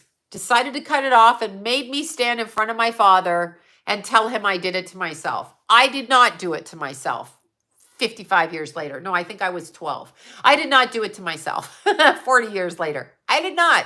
But this is what fuckery does to you. I had a friend who was a beautiful singer. I'm going to tell her story. I'm not going to say her name. She's a beautiful singer, okay? She's a beautiful person. She's a very God-centered person, and she's a lovely friend. Like, she is a kind friend. She was a little girl. She was like 10 years old, okay? 10 years old. She was singing at a school function, okay, whatever. And backstage, her fucked up mother walked up to her, and this is her story, not mine, but I will not say her name, walked up to her, poked her fucking finger in my friend's belly when she's 10, and said, you'd have a better voice if you weren't chubby. Who do you think got an eating disorder from that? Who do you think got an eating disorder? She did. And it was set up by this bitch mother of hers, literally set up. Don't say that to your kids. Don't say, like, literally, what the fuck is wrong with you? Yeah, your mother cut your hair too. Oh my God, right? So my little friend who sings like a love, like an angel. She sings like an angel. Her mother actually said that to her. Yeah, she probably wasn't really that chubby. I don't think she was that chubby then. But it became a problem. It became a problem. So I can be an overeater, but I've learned how to eat very diet healthy overeating things, except for the jelly beans. Except for the jelly beans and the popcorn. But I eat the diet popcorn and the organic popcorn, but the jelly beans are straight up sugar, and I'm guilty. Kids have baby fat, exactly. So I've had eating disorders my whole life. It's just the way I am. Yeah, I got caught in, haunches. Yeah, thunder thighs and shit like that. Who says shit like that? Who says it? Do you look perfect? What do you fucking look like? I eat skinny pop. What do you fucking look like? Do you fucking look good? Whoever called you thunder thighs, what do they look like? Like, what? Yeah, Leo thing, mother cut your hair off before you went to school too. Yeah, I became a punk rocker after that. And in my little school picture, literally my bangs are up here.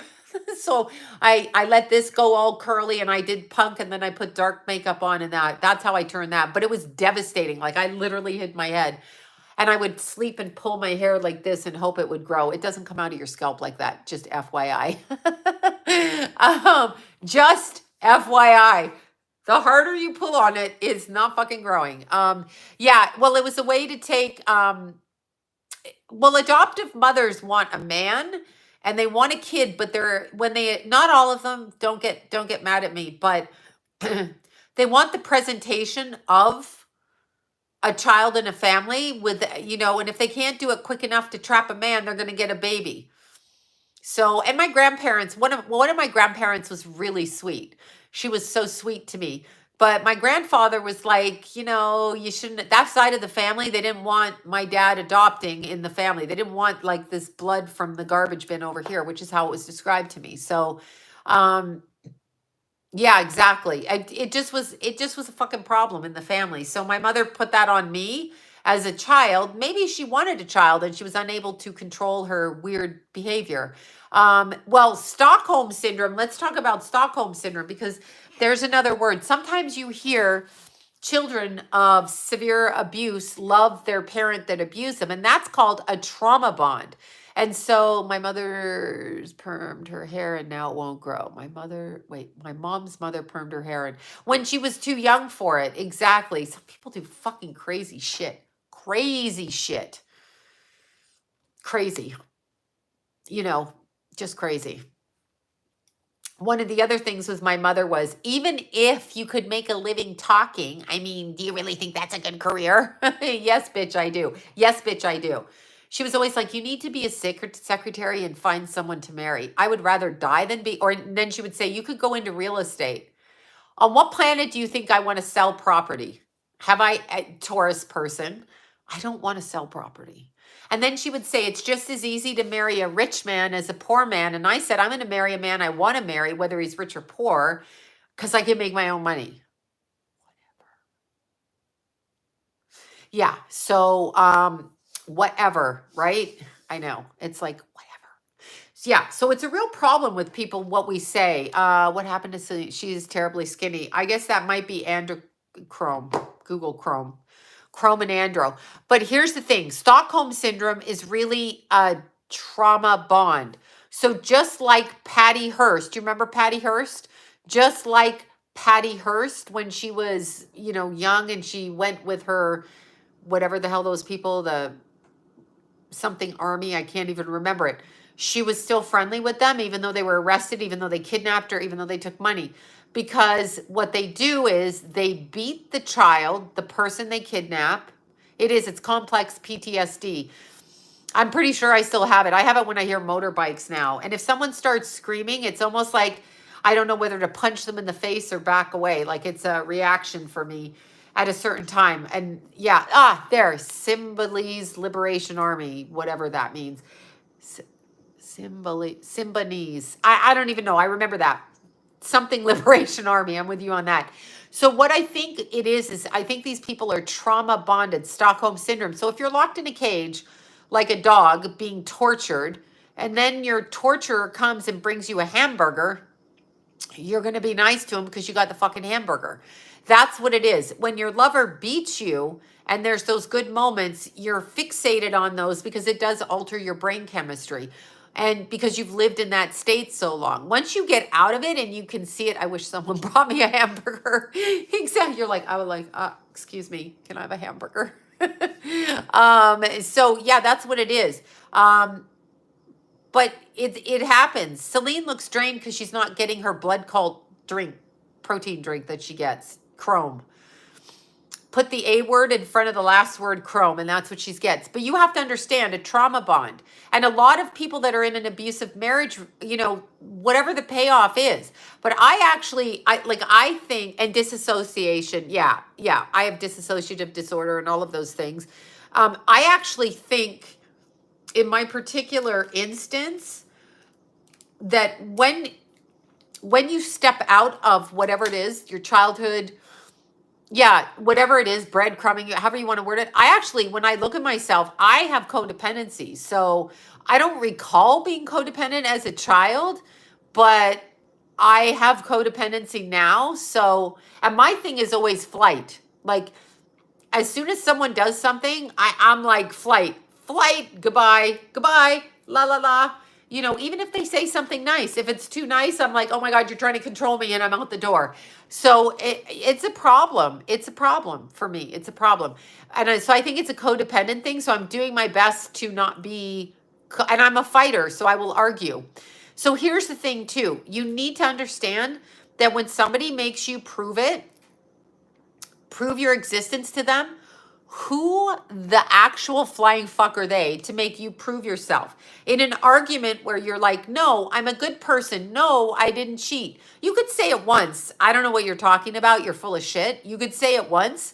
But if you're constantly arguing with somebody who's doing that, you are then proving yourself and your validation to some piece of shit that's asking you to prove it. Fuck you. Who are you? Who are you? I don't need to prove shit to you. You didn't make me. You're not going to die with me unless I kill you right here and now and then myself. But this is not going to go on. So never explain yourself to anybody.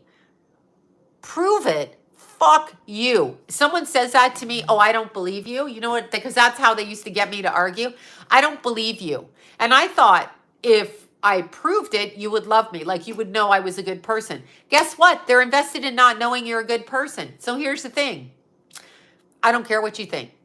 I don't care what you think. Let's see, addicts. Yeah, of course. It's terrible. But don't do that. Don't ever prove yourself. Like you can answer a question. If somebody's really asking you, did you cheat? No, I'm sorry you think that way. I didn't. If they start raging on you, get the fuck out of there. Take your rage, asshole, and get over there. Go. Oh my God, I got punished. Oh my God, how old are you, Missy Q? I had to eat that dinner for 5 days in a row. And it usually was something like cow's tongue, bacon, or steak and kidney pie. It's not a pie with steak and kidney in it. Where are the blueberries at? It's not a pie, people. Stop with the pies. It's not a pie. It's not a pie. Yeah, that's, oh my God, served raw meat. Oh, thank God. Yeah, wait. Yeah, it's not a fucking pie. Old enough to know better by now. No, I meant, are you from my generation, like in the mid 50s? I'm 55, turning 56, y'all. But my mother was psycho like that. Like that dinner kept coming. Oh, meat pie. Yeah, no. And then I used to argue. Listen to this. My dad used to sit at the table, liver and onions. And even worse, you come home at school from lunch and you're like waiting for some egg salad or some tuna salad or something. Oh no, weenies and beans out of a can. No canned food. Like, no, what the fuck is that? No. Anyway, ugh, yeah. So you're waiting for something, and then they said chicken a la king. Stop putting the rotten chicken with the sauce. That's all that is. Hiding the fucking sauce on the chicken, right? No beans and weenies for me. Take your beans, take your fucking weenies, fuck off. Just go away. Yeah, me too, Jen. And I'm going to have to pay alimony. So there you go. You know what? Embrace it and move forward. Just embrace it and move forward. I developed an eating disorder, but this is the funniest part. Breakfast with my father. He'd sit there. He'd probably already had a couple of shots of fucking Canadian Club, on his way through to the breakfast table in his coffee because I would catch him drinking in the morning before work. So he would sit there with two asthmatics in the house, smoking a cigarette, blowing cigarette holes like this that we put our fingers through because that's cool, asking me to eat the bacon. I'm not going to eat the bacon. I'm not going to eat the bacon. No bacon. Yeah, while blowing cigarette smoke circles right there. So there you go. Jarred I don't even know what that is. Yeah, this is obsidian. This is from Barbara Jean, obsidian. Okra. Well, I'm not going to eat okra. Vienna sausage. Like, no wonder people are getting weight put on them. Who eats that shit? Don't put sauces on your food. Smoke rings. You remember that, right? Disgusting smoking back then. Oh, I was stuck in the car with the man on the way to the cottage. Ugh, floppy bacon. And by the way, Canadian bacon is not better. It's just a different part of the cow. And there's no, bacon, pig. And there's no, like, if you're going to eat weenies and beans, get fresh beans and get like kosher beef weenies. Hot dogs. I like saying weenies. Get some weenies and beans. Oh my God. Like, what the hell? What the hell is that?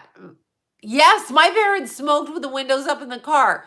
Hello, your wife's asthmatic and your youngest daughter's asthmatic. And then they put the heat on. Oh my God. I was just like, I'm not eating any kind of fake meat. I'm never eating Spam.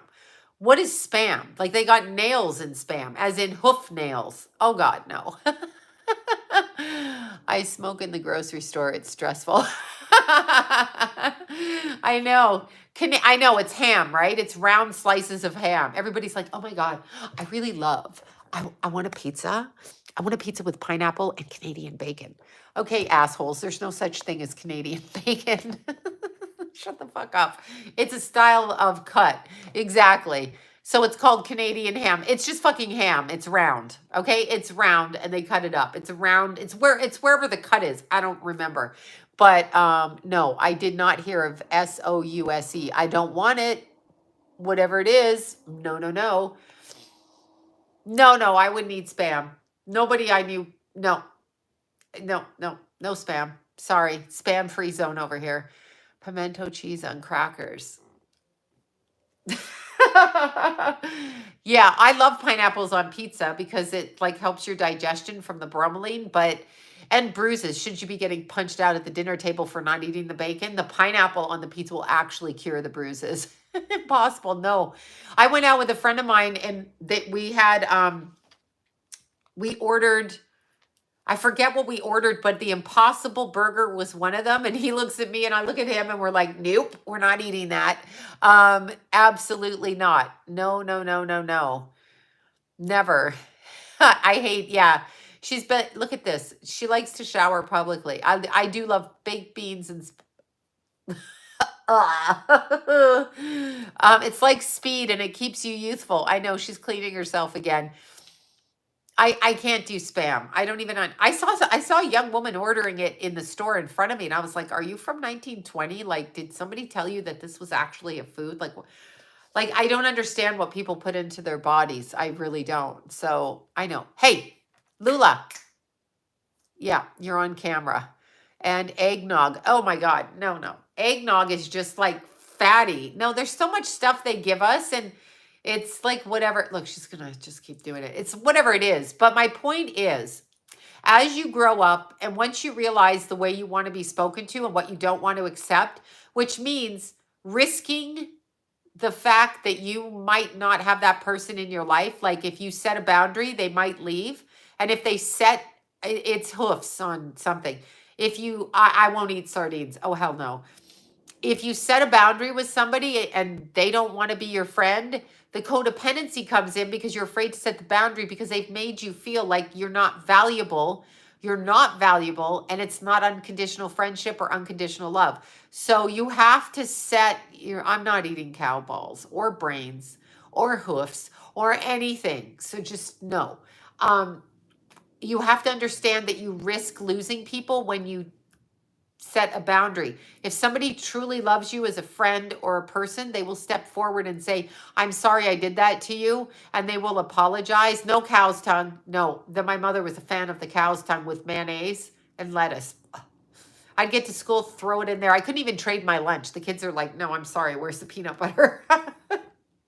I'm like, "It's cow's tongue." I try to pass it off. These kids were hip. These little fifth graders were hip. So I really feel like if that's where the codependence comes in, because you've built a rapport with a person and then you have to set a boundary, and setting a boundary feels like you're losing the person. And because they've made it very clear to you that you're not allowed to set those boundaries. So what happens when you set those boundaries? When you set those boundaries, those people push away from you. So that can be very problematic. So you have to get the courage to step away and to assume that you're just as good as them and you wouldn't leave them. So no, boundaries doesn't involve negotiation. I have a boundary. You touch my kid, I will fuck you up. That's my boundary. Hi, Eric. Thank you for that. I have a boundary. I'm not going to live with an alcoholic. If you're an alcoholic, I'm not really going to be around you. I'm not living with you. We're not going to grow old together. I'm not having it. If you're a drug addict, I'm not living with you. I'm not working for a drug addict or an alcoholic. I'm not doing it. So these are things I'm not going to do. If you get in the way of my exercise, I'm not going to have it. No. I'm not eating chicken's feet. Who eats chicken's feet? Are you sure they're not using them for spells? I mean, why are you eating them? Anyway, these are boundaries for me. You don't, and if you call me a whore, we're definitely not the fuck. No, no, no. Yeah, well, if they're on, I'm by myself. If you take drugs, and if I don't figure it out initially, I will figure it out. I'm not hanging out. I don't need you in my life. You can't see reality. That's why you're self-medicating. So no, these are hard things. I won't do it. You can have a drink. You can do that, but you're just not coming around me drunk ever. No. Yeah, not going to have it. Those are hard boundaries. Not doing it. Cocaine, get out of my house. If you're snorting cocaine, get the fuck away from me. You're shooting up heroin, get away from me. Get away. Doesn't matter if you're my family member, best friend, whatever, just no, I don't let a weed around me either. Smoke your weed in your own house, but you're not present. So who am I going to have a conversation with? Like, you can't even handle reality. People make it okay to smoke weed. They make it okay to do drugs. But ask yourself, okay? Ask yourself, why the fuck are these people medicating all the time? I'm not talking about people who need it for whatever reason, okay? I'm not talking about those people. If you're medicating, what the hell in reality can you not see? Like, why can't you deal with your feelings? You think you have worse feelings than other people? Are you special that you need to medicate yourself? No. What it is, you don't want to feel those feelings. Once you feel those feelings, you'll be able to elevate yourself out of the third D. Your life will become better. You'll be able to mend and repair things. God will come back into your, you'll connect with God and you'll be able to elevate yourself. If you're constantly medicating, what am I going to talk to you about? You don't remember it. You're fucking always having to get high. Why? Why? What's so wrong? I mean, we all know what's wrong with the planet. You think being high, I mean, it's funny. It can be funny once in a while, but no, I will never do it. Yes, escape your problems. Deal with your problems.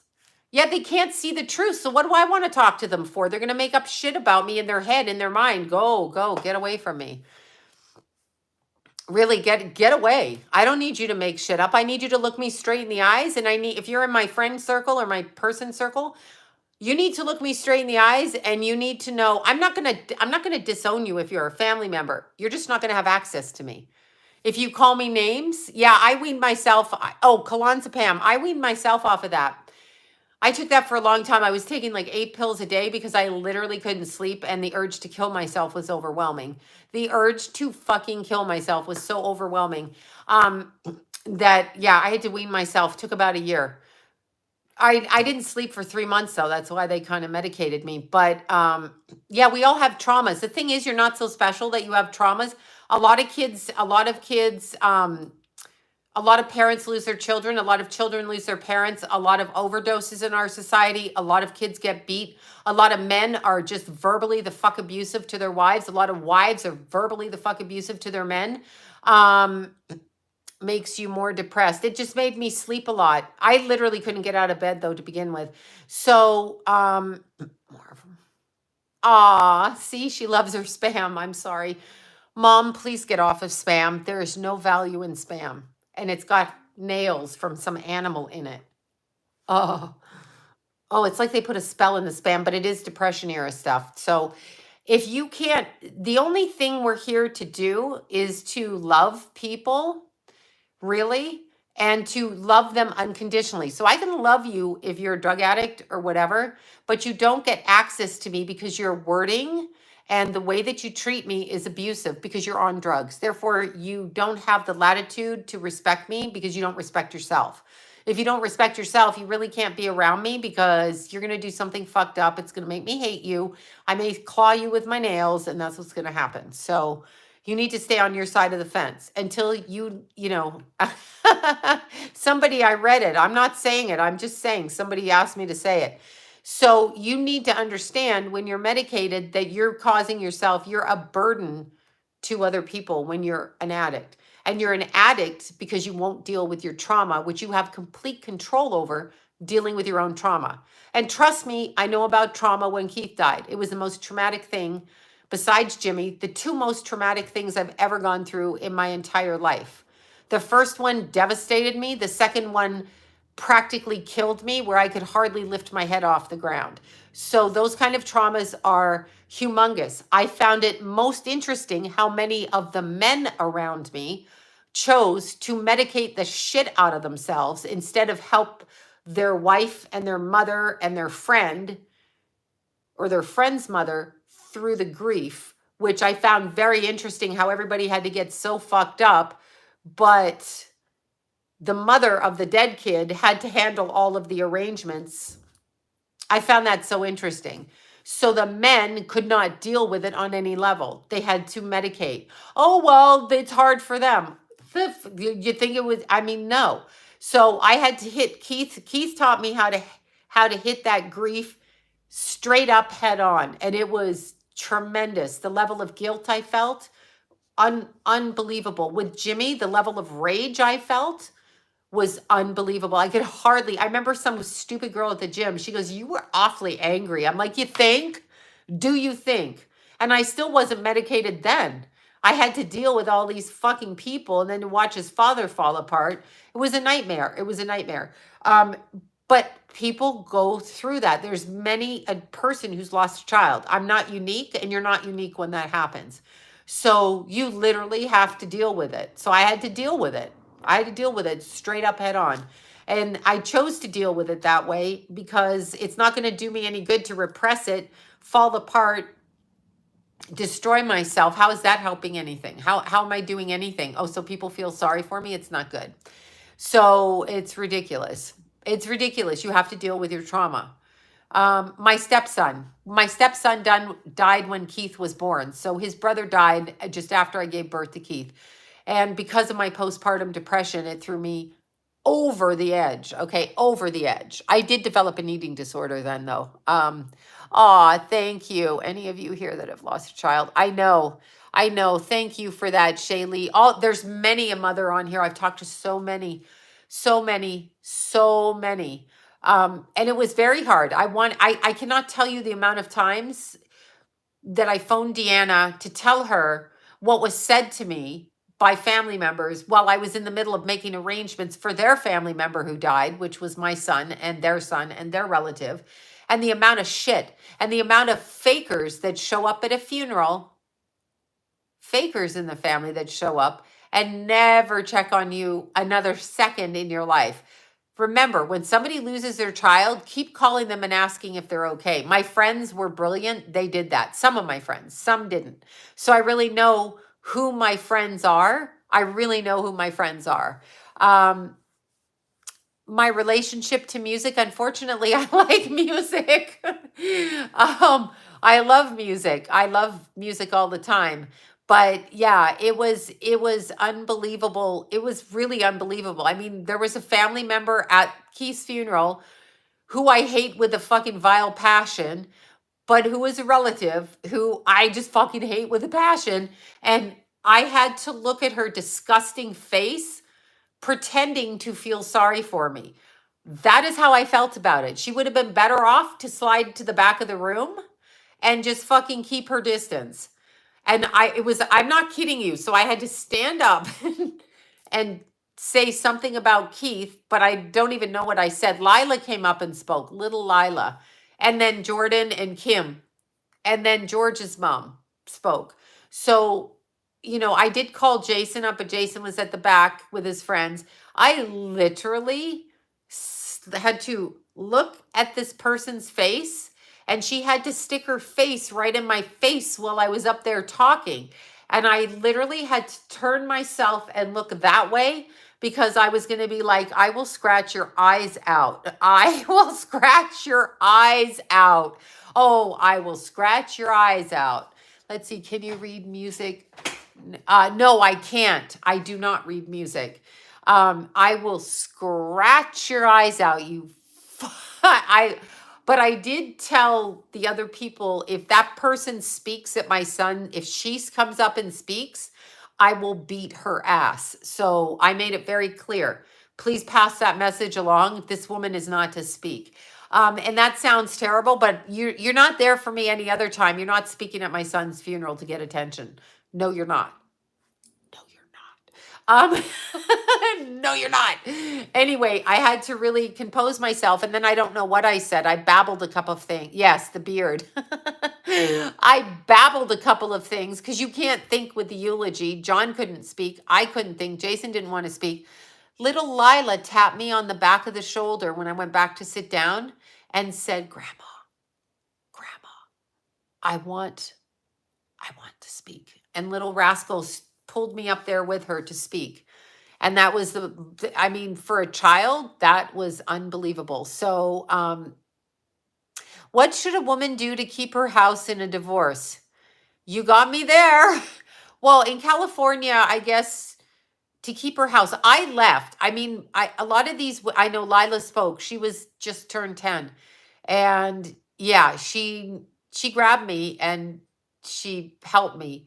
And I stood behind her and I put my hand on her head and I looked above and over that way because I really couldn't even listen to what she was saying because I would have started to cry and I did not want to cry.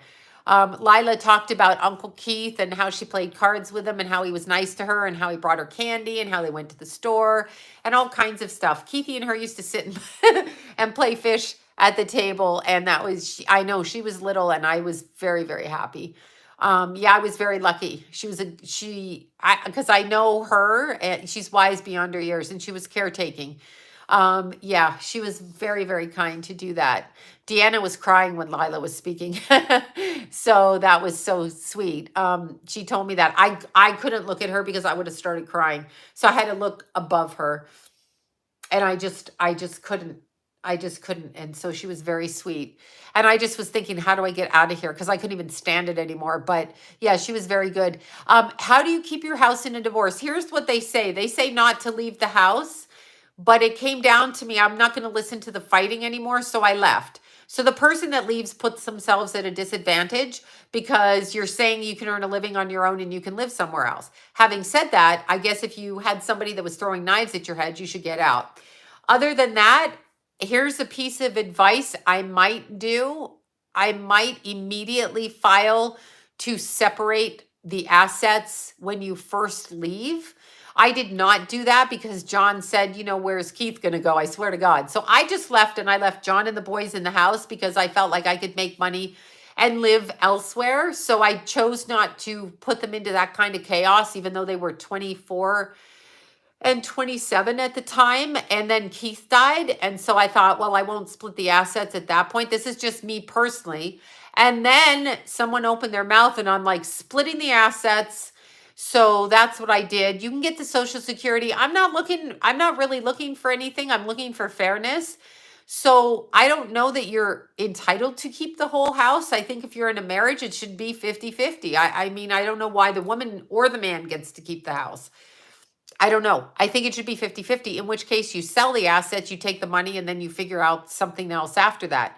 Nobody deserves the whole house unless someone has two houses, and then I guess you get one and they get the other if it's affordable. So I don't know. It depends on your state.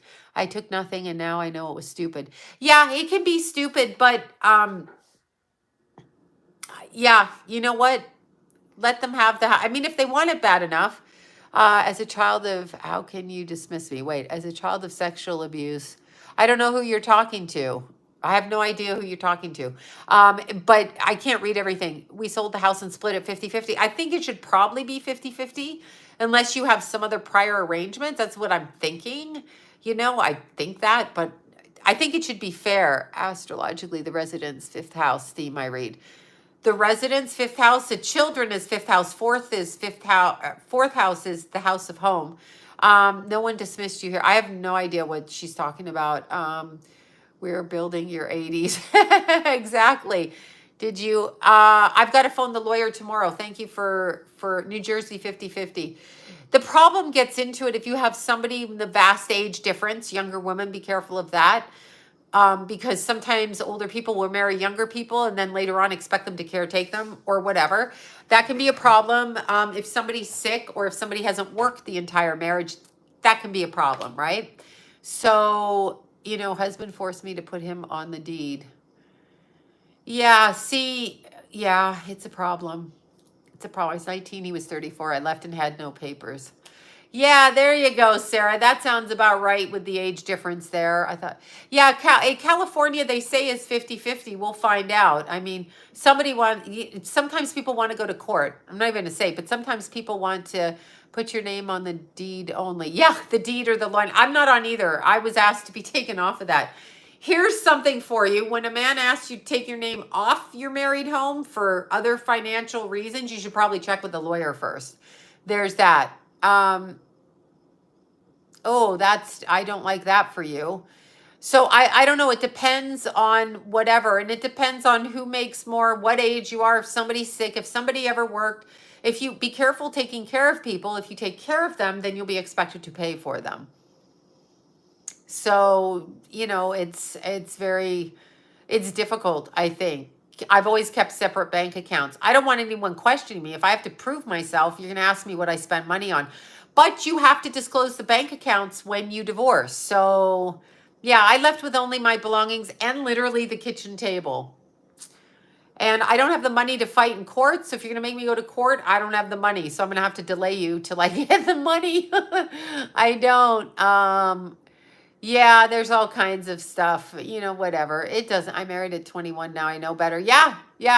I always scream, I'm not 20 anymore. I'm not stupid. I don't do I never did joint bank accounts because I don't want a man asking me what I spend my money on and going over that. Like, no, I'll do what I want with my money. Mm, no.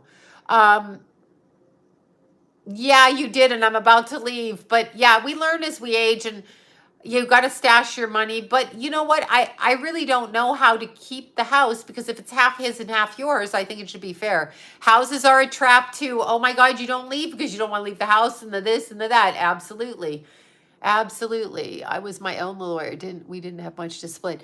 Yeah, I tried that, but when somebody's insistent on going to court with you so that the judge can tell you, what you need to split, you probably need a lawyer because I can't read through all the paperwork, nor do I care to. I'm just like, I don't care what you say. You will have to show your bank accounts in the end. It's discovery. And then, whoever it is going to go over every single thing that you spent and start fucking, that gives me anxiety. No, my income is easily checked. It goes through my bank account. My income's easily checked. I only take readings off my website and it's all above board. I figured that out too. I figured out when a man tries to tell you should just take money under the table, you better put money on your website and have people pay through your website and do it that way because you're being set up. So yeah, it's an ordeal. Yeah, I did hire my own lawyer and she's a she. She's a female lawyer, Jamie, the female lawyer, and Andrea, her paralegal. So they're very nice, and I just have to trust that it's going to work out fairly. And if it doesn't, then maybe it's not supposed to. I don't know.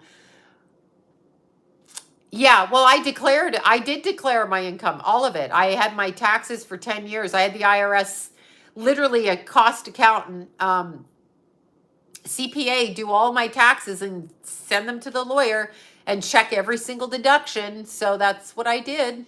That's what I did. I'm not hiding. I'm not trying to hide anything, no, the world's not ending. It's always ending. I had a vicious female attorney. Yeah, I don't need them vicious. I need fair. I just want fair. I don't want to do anything, how do you do your taxes? I do mine every 4 month quarterly, every 4 months. That's how I do them. Yeah. So is that quarterly? Yeah. Every 4 months. So I do it like that. Then I know how much I'm paying. And then when I know how much I owe, then I pay it. And then my bookkeeper takes it to my CPA and then we do it like that. So I have two. No, I do 1099. I don't have an S Corp right now. I used to have one. I don't because you owe whatever. And so when I left the marriage, I left that behind. Yeah, I mean, if they look at all the Starbucks I was paying, they're going to be like, this bitch spent a lot of money on Starbucks. Yeah, I hope not, but whatever. Yeah, my accountants seem very nice, like that. Yeah, thank you for cat treats for Mew Mew. She's asleep now. But yeah, it is kind of difficult. You have to do it. But the point is, since I wanted to leave, I wanted to leave. So this is part of it. And when somebody threatens you in divorce, they make it like you're the only one getting a divorce. 70% of people get a divorce. So really, why is it such an ordeal? It doesn't need to be that. So just keep saying in your head, it's not an ordeal. It's not an ordeal. We don't need to make it an ordeal. You know what I'm saying? We don't need to make it an ordeal. Yeah, I don't care if I pay taxes. The more money I make, the more taxes. People want to always hide. I'm not of that mindset. I'm really not of that mindset. If I have to pay taxes, I have to pay taxes. If I make more money, I pay more taxes. I'm not happy about taxes in general, but the more money you make, you pay taxes. You're still making more money. So, it's that way, right? I've been separated 2 years. And it's probably 6 months once the parties agree, but it's getting the parties to agree. I'm thinking, right? So I think you got to get the parties to agree. It needs to be fair. I love my tattoo. Look at y'all. I took the Band-Aid off. There's Keithy. Look, we got another session. Look, little Keithy. And yes, his shirt is off. And his mommy loves him like that because he was always shirtless in our house. He ran around in shorts and this, and he posed always in front of the mirror. That's who we are in our house. I was a stripper. My kids are going to like to be shirtless. You know, I wore inappropriate clothing a lot of my lifetime. So there's that. There's that. So I like it. I wasn't even thinking anything. Me and naked as a jaybird. Me and Ruger were thinking of what he could see to get the best detail, because it has to be good. It's flaking a teeny bit. It's what it has to be the good detail. And then we go back for a follow-up session. And then when you know, like, there he is, like, he's there. That's exactly the picture of him. He's topless. Exactly. Someone sent me a topless picture of Putin, of Putin with on a bear. And I'm like, oh my God, I'm cracking up. Anyway, yeah, don't hate, you guys, don't hate anybody. You know what? When we get into an abusive, I know Keith was, whatever he was. I love my son. Both my sons, both my Jason and both my Keith. I love them. No, you guys, don't be mad.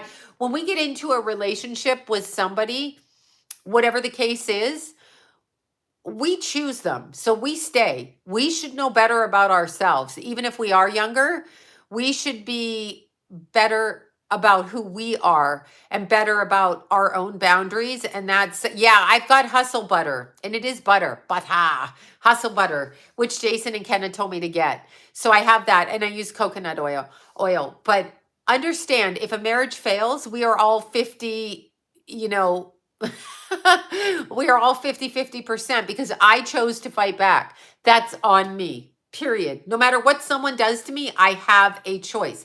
You can punch me in the face. You can spit on me. You can call me a whore and a see you next Tuesday. You can throw something at me. I have a choice. Do I allow you to do it again? Do I allow you access to me? Or do I continue to fight with you? Because I'm a codependent and I need your approval, and I'm trying to get you to see things my way, which is my own issue. Do you see what I'm saying? So I have to come to terms with that. I'm not saying I'm fully responsible for that. I'm just saying I have to come to terms with it. So we all are responsible of making more. We always have a choice. If you have a job that says you need to do this or this, you have a choice. Do you go right or do you go left, right? I fight. You say something shitty, I'll fucking go after you. And I will make you eat those words eventually. See, this is my problem. This is the Viking or the drunk Irish or the potato eating Irish. I'm not sure which. This is her. So I found a really good place. Yeah. I've gone to therapy. I've been in therapy since I left my marriage. Yes. Yes, I can see me doing boxing. Yeah, I you know what? I do the best I can do. I'm still human. I'm still going to be triggered. I'm going to grow my hair out long again. Good, Eric. Grow your hair. Yes, grow that hair. If you can grow it, grow it. I'm going to grow my muffin afro.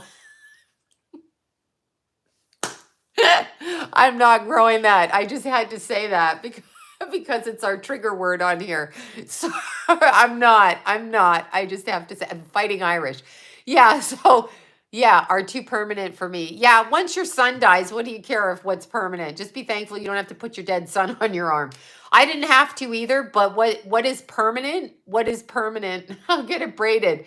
What is permanent? My son died. So I love having my children on my arm because my son left. So I have his body on my arm. Baby body, grown-up body.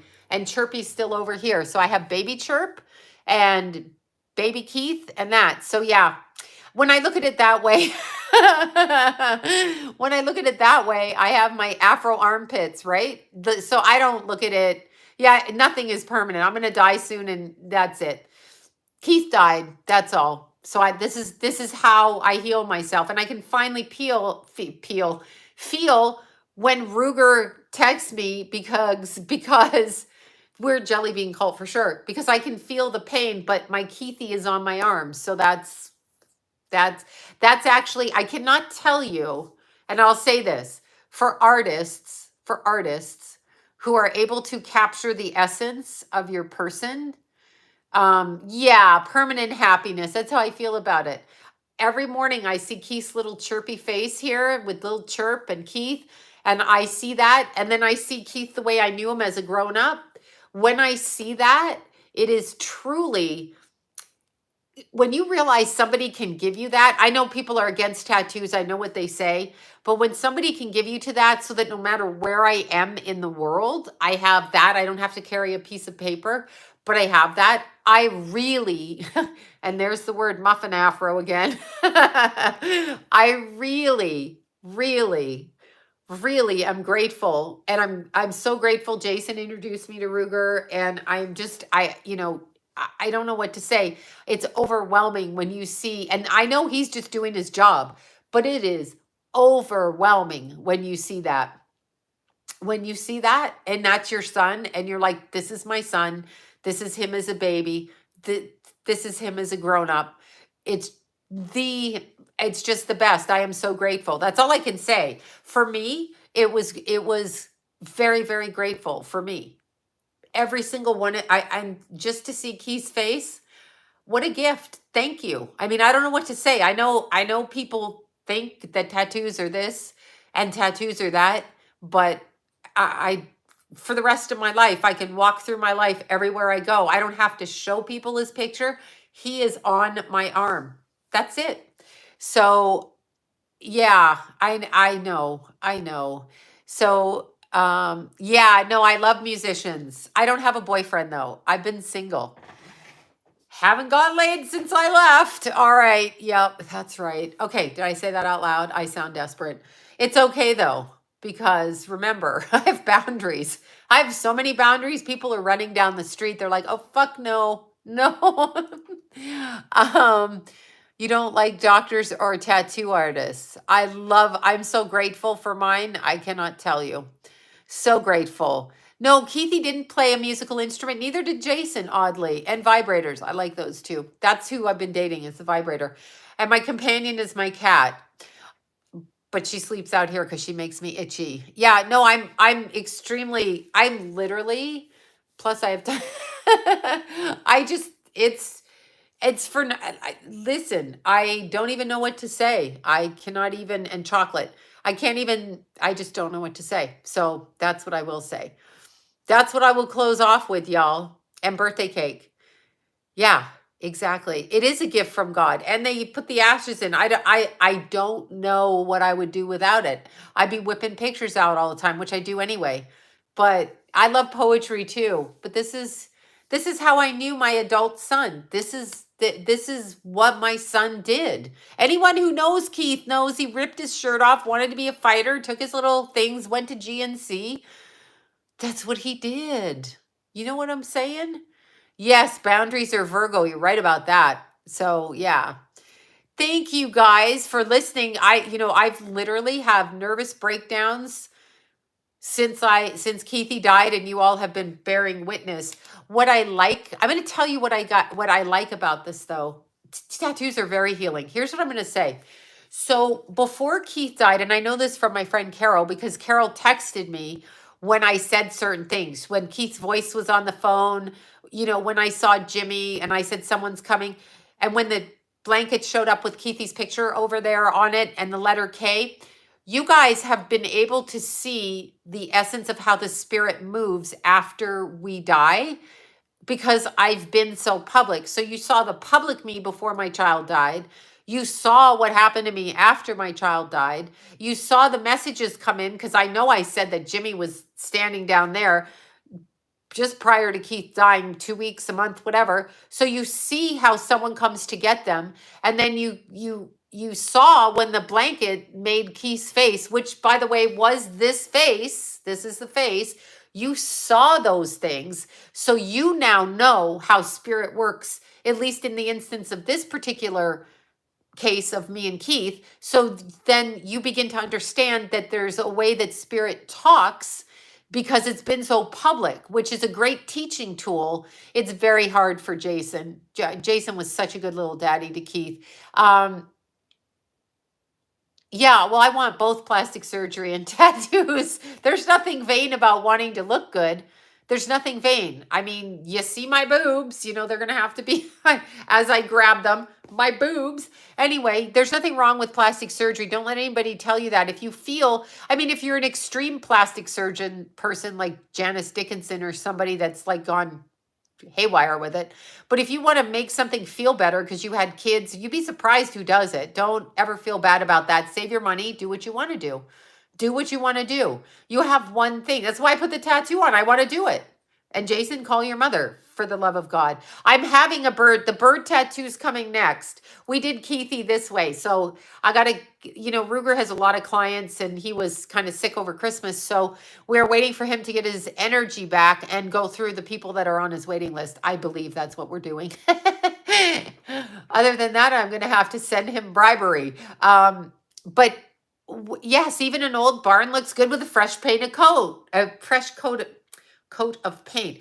But what I wanted to say to you guys is the way that Keith has come through, and all of you people who've received very, very good messages. And I want to reiterate this and then I'll shut up and get off of here. Jen in New Mexico, when I spoke to her, she had a reading. And when I spoke to her and she said to me, Keith is with Ralph. I'm going to say this again. Okay. I'm literally going to say this. Keith worked with a woman named Jessica. Jessica came a day after Keith died to the spot where Keith died, along with his other coworker and her husband. And so she's got 3 kids, teenagers, maybe 20. So she's probably close to my age. I don't really know, but she's an older woman with a family, kids around Keith's age. Anyway, she told me all about her relationship with Keith at work and how much he taught her and how she liked him and everything that she said about him, right? She came right away. And so I was so appreciative. Her husband showed up. And I don't know if her husband knew Keith or not, but whatever, she showed up. Anyway, the day after that, yeah, I know. I went numb, Annie. I went numb. I was like fucking fucked up. Like it fucked me up. Anyway, Jessica came to me the day after that. So Keith died on the 29th. The people came on the 30th. On the 31st of July, Jason, and I told you this story, but Jason called me from outside of him and Kenna's house. And there's a big road that goes by. So they're 2-3 doors in, whatever. And Jason's like, we just pulled in and a guy got rear-ended from behind, right? So like on a bicycle, got rear-ended. And Jason's like, he died. And so I said, oh shit, call 911. And he's like, I think someone called 911, right? So anyway, Jason and Kenna were probably tremendously traumatized by that, right? Yeah, no, thank you all for that, for your support when Keith died. But Jason saw this man on a bike die in front of him. The accident happened and before they got there and everything. Anyway, a few days later, Jessica, Keith's coworker, called me and she mentioned her brother passed away on the 31st. And Jason was the one that told me about her brother, but we didn't know it was her brother. So when Jen in New Mexico said to me, Keith is with Ralph, that is Jessica's brother's name. Jen does not know that. I have not mentioned it. Then baby Jack got hit by a car. He was 6 months old. So she was incredibly, and then she said, and I quote, Keith and the cereal boxes. What kind of cereal boxes is this? And I said, no, it's Cheerio. Because Keithy's little friend that got murdered like 4 years before Keith died. So I think Keith was 19. I think Cheerio was 20. He hadn't turned 21. I think it was just there. Cheerio got shot in the head, some drive-by thing. Anyway, we called him Cheerio. His name was Porfirio, but none of us could say that. I'm Canadian. I don't do that. And when the kids were little, they called him Cheerio. So Jen got that. Box of cereal, Cheerios, Cheerio. You see how the messages come through? It works different for everybody, but I'm letting you know, Keith has come through. He comes through to people. We've seen it there. Do you see all of that? Do you see? So that's how they work. So if anything, even though I go on rants and I lose my mind and symbology, so he's very active. That should let people be at peace because they can look for it within their own families. So they can't talk to us like this, but they can talk to us. So this has been an illustration, even though I have had some public venting, ranting rages. So I apologize for that. But now that I'm forgiven, I'm not in the, there you go. He's a medium. There you go. There you go. Yeah, I ranted on here sometimes, but I have forgiven the people that I feel did whatever, and I hope they forgive me because I asked them to. So I've let that go. So I'm not ranting anymore unless it's against Gavin Newsom or the naked shirtless guy in Russia or the gas prices and the weirdo in the White House. So yeah, definitely. Yeah, no, it's been tremendous. I can just tell. Yeah, they do all kinds of things. They show us. I know when Keith is around, I can feel him. He shakes my ice over there in my thing, Speedo Putin. Exactly. So you guys have bared witness to it. Actually, I mean, if for those who've been watching, if you think back at all the stuff, and Carol logged it in, she told me I have this voice, I have this, I know what date, I know the time. So I was very grateful for that. But we have literally seen manifestations of things on this come through, and people who don't even know me and really can't make up shit like that because I've never said the name Ralph, never. And Jen came through with that. So I can literally say that to you. So there you go. The lady in the lamp, all kinds of things, right? Yeah, there you go. There you go. So you can see it. So I just want you guys to recognize it. I lost 23 loved ones everywhere. Oh my goodness. Oh my goodness. And Prince. And Prince, yes. So you guys see it. You see it firsthand. This is actually how spirit works. You can't always trust the science because the science is very logistical. It's different. Queenef? Okay, I can't even. Putin's mentally off. Okay, yeah, look at kitty girl sleeping. Okay, so I don't know what happened to Michael Dundee. All right, you guys, thank you so much. And I just want to explain that because it occurred to me that we've all like learned from this. Yes, the smoke detectors in the bedrooms are good ones. All right, you guys, peace out. Mwah. Peace out. Bye, guys. Thank you so much for everything. Mew Mew says goodbye. She's napping. She's Mew napping.